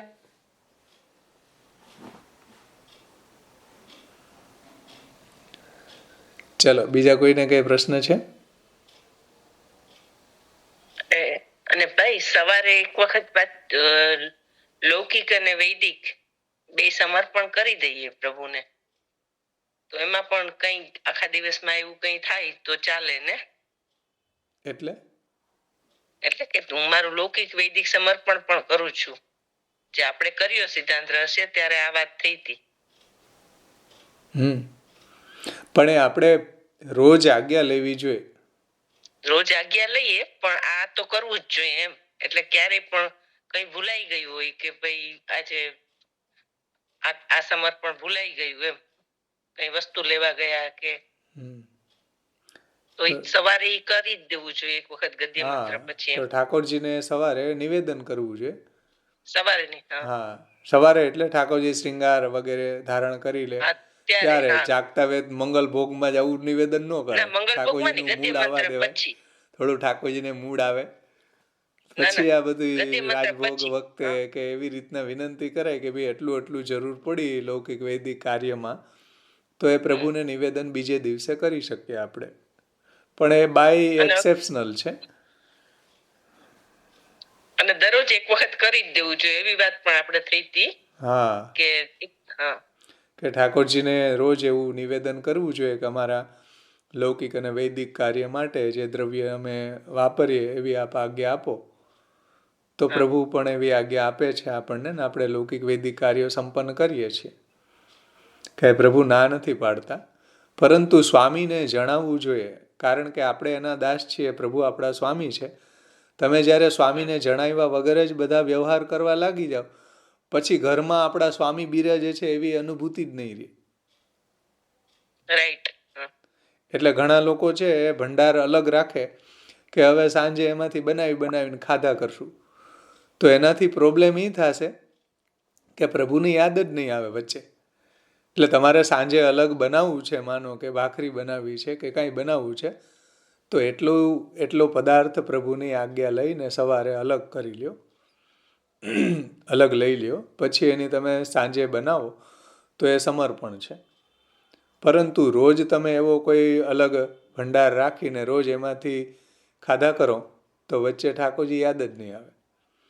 એટલે રોજ આપણું જેમ જોઈએ એમ પ્રભુ પાસે આજ્ઞા લઈને લઈએ ને, તો આપણને આપણા ઘરમાં આપણા ઠાકોરજી આપણા સ્વામી છે એવી અવેરનેસ આપણી જાગૃત રહે. આ બહુ જરૂરી છે. અને એમાં પણ એવું જ થશે ને કે પ્રભુ જ્યારે બિરાજતા હોય ત્યારે જ આજ્ઞા લઈ લેવાની, પછી મંદિર સન્મુખ કરીને આજ્ઞા નહીં લેવાની. લઈ શકાય એવું નથી, પરંતુ પ્રભુને આપણે સવારે જ્ઞાપન કરવું જોઈએ એમ. પછી બીજે દિવસે સવારે કરી દઈએ ક્યારેય પણ, એમ પણ ચાલે. ઠાકોરજીને જણાવવું જોઈએ કે ભાઈ એટલું અમે લીધું, આમ કરી. એટલે મંદિર સન્મુખ કરીને લઈ શકાય ને. હા ભાવેશભાઈ, અત્યાર સુધી જે ભૂલ કરી હોય નાની મોટી જે પણ, એનો પ્રાયશ્ચિત ઠાકોરજીને દંડવત કરી માફી માંગીને થાય કે બીજું કઈ પ્રાયશ્ચિત શું થાય? એક જ બીજું કઈ નહીં. બધી કન્ડિશનમાં પ્રભુની શરણ ભાવના કરવી, એ જ પ્રાયશ્ચિત છે. આપણે ત્યાં કોઈ અલગ પ્રાયશ્ચિતનો ઉપદેશ નથી. દુઃખાનો તથા પાપે ભયે કામાદ્ય પૂર્ણે ભક્તદ્રોહે ભક્તિભાવે ભક્તિશ્ચાતિ ક્રમે કૃતે અશક્ય વા સુશક્ય વા સર્વથા શરણમ હરિ અહંકાર કૃતે ચૈવ પોષ્ય પોષણ રક્ષણે પોષ્યાતિક્રમણે ચૈવ તથા અંતે વાસ્યતિ ક્રમે અલૌકિક મન સિદ્ધો સર્વથા શરણમ હરિ. બધી જ પરિસ્થિતિમાં આ પ્રભુની શરણ ભાવના કરવી જોઈએ. બરાબર. બાળકોને આપવાનું હોય કે એક પ્રસંગમાં પુરુષોત્તમ બાબા કે છે એવું કે કદાચ આખું લગ્ન થઈ ગયું, 10-12 લાખનો ખર્ચો કર્યો, પછી બી ધ્યાન ના રહ્યું હોય તો પછી બી ઠાકોરજીને દંડવત કરીને વિનંતી કરીને માફી માંગી લો, એમ એવું કંઈક પ્રસંગ આવે છે એવું. હા બરાબર છે. નહીં ધ્યાન રહ્યું હોય કે નહીં ખબર હોય એમ. હવે અમને બી એવું ઘણું હોય, ખબર ના હોય. હવે ધારો કે એક એક્ઝામ્પલ મારું આપું કે દાસ્ય ભાવની મેં જે વાત કરી ને કે આપણે મેવો ધરતા હોય, મેવો લીલો મેવો છાપન કે એ ભાવથી, અને ઠાકોરજીને મીઠું ના કર્યું હોય. ઘણા ટેવ હોય કે મેવામાં બી મીઠું ને મરીને એવું લે, ઠાકોરજીને નહીં કર્યું હોય પણ એમ, અને પછી આપણે પાછળથી લઈએ તો એ ઠીક નથી ને. ઠાકોરજીને બાજુમાં ધરી દેવું જોઈએ. ઠાકોરજીની ઈચ્છા થાય તો આરોગે, ઠાકોરજીની ઈચ્છા ન થાય તો ભલે બિરાજે એમને, કાંઈ વાંધો નહીં. પણ એ આપણે આપણો દાસ્ય ભાવ પ્રગટ કર્યો ને એમ. દાખલા તરીકે તમે જમરૂખ તૈરા, અત્યારે સારામાં સારા જમરૂખ આવે તો એના ભેગું મરી અને બુરું કે લૂણ વગેરે ત્રણેય મિક્સ કરીને પ્રભુને બાજુમાં ધરો. તમને એવો શોખ છે, તમને એવી ટેસ્ટ છે, તો પ્રભુને જરૂર ધરવું જોઈએ.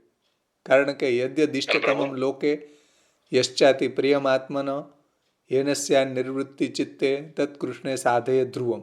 જે લોકમાં અતિ ઉત્તમ હોય અને પ્રભુને પ્રિય હોય, યદ્યદિષ્ટતમમ લોકે યશ્ચાતિ પ્રિયમાત્મન, તમને પણ પ્રિય હોય. શ્રી મહાપ્રભુજીએ આ વાતને એડ કરી છે કે તમને પણ પ્રિય હોય એવું પણ તમે પ્રભુને ધરાવો. યશ્ચાતિ પ્રિય વાઈફને ના હોય તો કાંઈ વાંધો નહીં. એમાં એવું છે કે આપણા સ્વામી આપણા ઠાકોરજી છે, તો ઠાકોરજી જે બી સામગ્રી આરોગ્યા હોય ને એમાંથી થોડું થોડું તો લેવું જ જોઈએ, ટેસ્ટ કરવો જોઈએ. પ્રભુ આરોગ્યા છે ને એનો ટેસ્ટ કરવો જોઈએ. ભલે તમને ન ભાવતી હોય તો કારેલાનું શાક એકાદું ટૂંક તો લેવું જ જોઈએ, મારા સ્વામી આરોગ્યા છે. Right right right.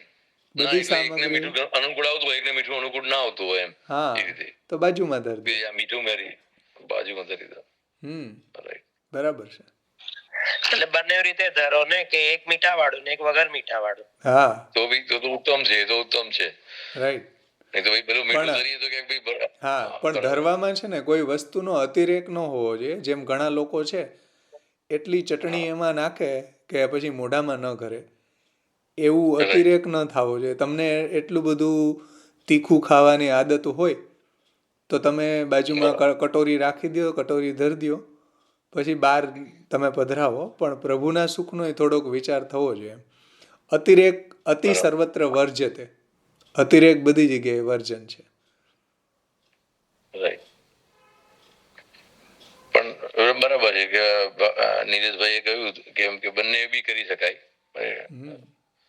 કે થોડું મીઠા વગરનું કે મરી વગરનું અને થોડું મીઠા મરી વાળું બંને, અને કટોરી ધરી દો એ બી ચાલે, એ બી થઈ શકે. સારે પોતપોતાના ભાવથી ધરાવી શકો, એમાં કઈ વાંધો નહીં. ઠાકોરજી બે ને એન્જોય કરશે. ઠાકોરજી તો બે ને એન્જોય કરશે. તમે બે માંથી એક એન્જોય ન કરી શકો, પણ પ્રભુ એવા છે કે બે ને એન્જોય કરશે. તમારી ચોઈસ એન્જોય કરશે અને પત્નીની ચોઈસ એન્જોય કરશે. પણ આપણા ઠાકોરજી જે બી આરોગ્ય હોય એમાંથી થોડું સામગ્રી આપણે અવશ્ય લેવી જોઈએ. આપણા પ્રભુને ગમ્યું કે નહીં, સુખ થયું કે નહીં, એનો વિચાર કરવો જોઈએ.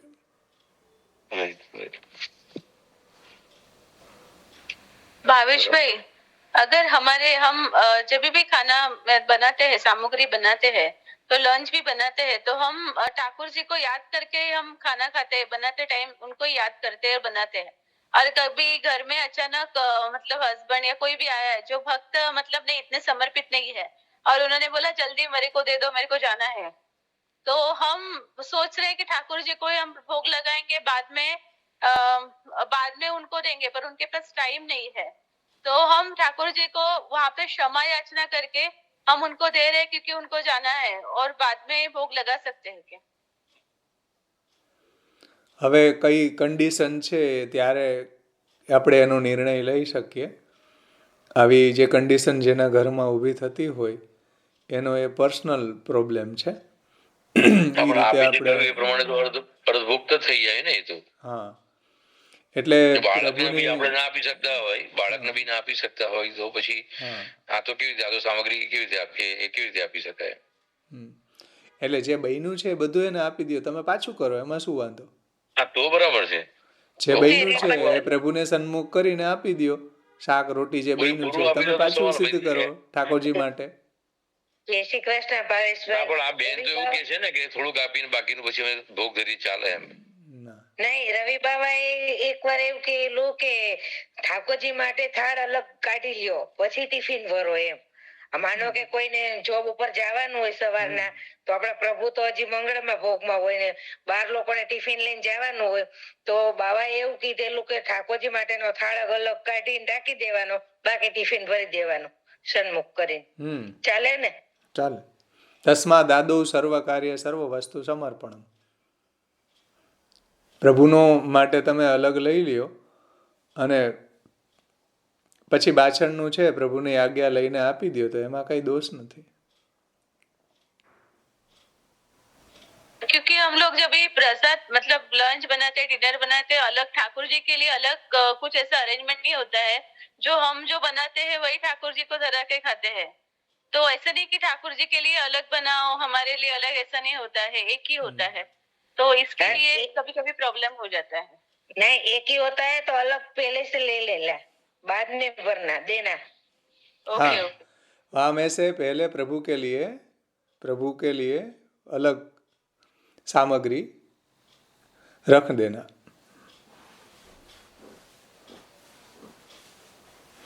બે લીટી છે, હું લઈ લઉં પછી આપણે સમાપન કરીએ. આમાં ગોકુલનાથજીની બે લીટી રહી જાય છે. એમાં શ્રી ગોકુલનાથજી આજ્ઞા કરે છે આગળ. શુદ્ધ પુષ્ટિ માર્ગ પ્રવર્તક આચાર્યણામ ન સંમતમ ન કર્તવ્યમિતિ અર્થ અથવા સ્વઉપયોગાર્થમ આનિતમ વસ્ત્રાદિકમ તન્મધ્યે સ્વઉપયુક્તમ ભગવતે સમર્પ્યે સ્વઉપભોગમ કૃત્વા તદ અવશિષ્ટમ ચેત ભગવતે સમર્પિતુમ ઇચ્છતિ તદપિ સામીભુક્તમિતિ તસ્યાપી સમર્પણમ દેવદેવસ્ય ન મતમિતિ. એટલે કે અથવા તો સ્વયંના ઉપભોગ માટે લાવેલા જે કંઈ બી વસ્ત્રાદિક છે, તો એ વસ્ત્રાદિકમાં પણ સ્વયં માટે આપણે એમાંથી પ્રથમ વસ્ત્ર કાઢી લઈએ અને પછી ભગવાનને આપણે સમર્પણ કરવાની ઈચ્છા કરીએ, તો એવું સમર્પણ પણ ન કરવું જોઈએ. એટલે સ્વયં ઉપભોગ કરી લે, બચેલું જે વસ્ત્ર વગેરે જે છે એને પછી પુનઃ આપણે ઉપભોગ કરવા માટે ફરીથી એને સમર્પણ કરીએ, તો એવું ન કરવું જોઈએ. જોકે આપણે ત્યાં આપણા વસ્ત્ર વગેરે જે આવે છે એ પ્રભુને ધરાવી ન શકીએ એવા હોય છે. એમ પ્રભુ માટે અલગ જ વસ્ત્ર આપણે સિદ્ધ કરાવતા હોઈએ છીએ. પરંતુ અમુક સાડી વગેરે જે સ્ત્રીઓના વસ્ત્ર છે, તો એ બધું આપણે પ્રભુને કોઈના કોઈ રીતે ઠાકોરજીની સૈયાજીની નીચે પાથરીને કે પીછવાઈ તરીકે રાખીને એનો વિનિયોગ આપણે પ્રભુમાં કરી શકીએ. અને ગોલ્ડન હોય, સોનું વગેરે હોય તો પ્રભુને ધરાવીને, અથવા તો જે વસ્તુ પ્રભુને સમર્પણ ન થઈ શકતી હોય તો પ્રભુની સન્મુખ કરીને પણ આપણે એને આજ્ઞા લઈને સમર્પણ કરી શકીએ. જેમ ઠાકોરજી નંદરાયજીને છોડાવવા માટે વરુણના લોકમાં પધાર્યા, શ્રીમદ ભાગવતજીની અંદર એ પ્રસંગ આવે તો વરુણજીએ ભગવાનને બધું સેવા પૂજન વગેરે કર્યું અને પછી જેટલા બી એની પાસે પદાર્થો હતા, ધન વગેરે, એ પ્રભુની સન્મુખે ને એ બધું રાખ્યું, કે પ્રભુની એની ઉપર દૃષ્ટિ કરાવી, કે પ્રભુના ચરણનો એને સ્પર્શ કરાવ્યો વગેરે વગેરે. તો એ રીતના પણ એને એ બધા પદાર્થો પ્રભુને સમર્પિત કર્યા. તો એ દાસ્ય ભાવ છે આપણો, કે પ્રભુમાં એનો વિનિયોગ ન થઈ શકે તો પ્રભુની આજ્ઞા લઈએ, પ્રભુના ચરણનો સ્પર્શ કરાવીએ, પ્રભુને એની ઉપર પધરાવીએ થોડી વાર માટે, તો એ બધા પદાર્થો જે છે એ આપણા ભગવાનને સમર્પિત થયા કહેવાય. એનો જ ઉપભોગ આપણે કરવો જોઈએ. મોટાભાગના લોકો એવું કરે છે કે પ્રભુ માટે અલગ લે. દાખલા તરીકે નેપકિન વગેરે જે છે, તો નેપકિન વગેરે એ આપણા ઠાકોરજીની સેવામાં વિનિયોગ થઈ જાય, પછી પ્રસાદી રૂપે એને બહાર કાઢવા જોઈએ. આપણે શું કરીએ, નવા લઈ આવીએ, નવા લઈ આવીને તરત એનો વિનિયોગ આપણે કરીએ. એવું ન હોવું જોઈએ. પ્રભુની સેવામાં જે વસ્તુનો વિનિયોગ થાય એ વસ્તુનો વિનિયોગ પહેલાં પ્રભુની સેવામાં થઈ જાય, પછી આપણે પ્રસાદી રૂપે એનો વિનિયોગ કરીએ. આ વધારે મહત્વની વસ્તુ છે, કે પ્રભુ એનો ઉપભોગ કરી લે પછી આપણામાં એનો વિનિયોગ કરવો એ વધારે સારું. समझ में आयु ने? भावेश भाई, अगर प्रभु के लिए हम ऐसे पतला वस्त्र आता है, उसको पंचा बोलते हैं मराठी में, तो वो हम यूज करते हैं. अगर हम नया लेके आए तो पुराना हम मतलब यूज कर सकते हैं क्या? नया लेके आए उनके लिए और हम पुराना वो हो गया तो हम वो यूज कर सकते हैं क्या? ऐसे पूछते हैं. क्या मतलब वो पंचा आता है ना, पतला जैसे वस्त्र, ठाकुर जी को नहाते टाइम लूसने के लिए, स्नान करते टाइम वगैरह हम यूज करते हैं. गमछो नया लेके आए. हाँ, गमछो तो वो पंचो પહેલા ઠાકોરજી માટે વાપરે, પછી પોતાના માટે એ જ વાપરવાનું હોય, વહી વાપરના चाहिए. હા, કોઈ નો પ્રોબ્લેમ. પણ એ વસ્ત્ર એવા ઠાકોરજીને લાયક હોવું જોઈએ એમ. નહીંતર શું કરાય કે નવું લઈ આવ્યા હોય તો ઠાકોરજીને એની ઉપર પધરાવો, 2 મિનિટ સ્નાન કરવા પધારે ત્યારે નીચે રાખી દો, ઠાકોરજી સ્નાન કરી લે, પછી એનો ઉપયોગ આપણામાં કરી શકીએ આપણે. તો પ્રભુના ઉપયોગમાં ક્યાંય ને ક્યાંય ટચ થવું જોઈએ, ક્યાંય ને ક્યાંય આવવું જોઈએ, તો આપણા પ્રભુનું એ ઉચ્છિષ્ટ, આપણા પ્રભુનું ઉપભુક્ત એ પદાર્થ કહેવાય. આ ખૂબ જરૂરી છે. વારંવાર આની કાળજી, આપણને અવેરનેસ હોવી જ જોઈએ કે જે કંઈ બી લઈ આવ્યા એ પ્રથમ આપણા પ્રભુની અંદર એનો ઉપયોગ થવો જોઈએ. नहीं, मैं कह रही थी अगर अब भगवान मतलब ठाकुर जी के लिए हम यूज करते हैं, वो पुराना हो गया तो हम उनके लिए नया लेके आए, तो जो पुराना है जो ठाकुर जी को अभी यूज नहीं कर सकते, हम नया उनके लिए लेके आए हैं, तो वो हम हमारे उसमें यूज कर सकते हैं क्या? हाँ, ઠાકોરજીમાં વિનિયોગ કરીને પછી પ્રસાદી હોય, ઠાકોરજીમાં જેનો ઉપયોગ થઈ ગયો હોય એ તો વધારે ઇમ્પોર્ટન્સ છે ને આપણા માટે. એ તો આપણા માટે કરવો જ જોઈએ. પુરાનો જે થઈ ગયો, પ્રભુની સેવામાં એનો વિનિયોગ થયો, એનો જ આપણામાં એનો જ ઉપયોગ આપણે કરવો જોઈએ.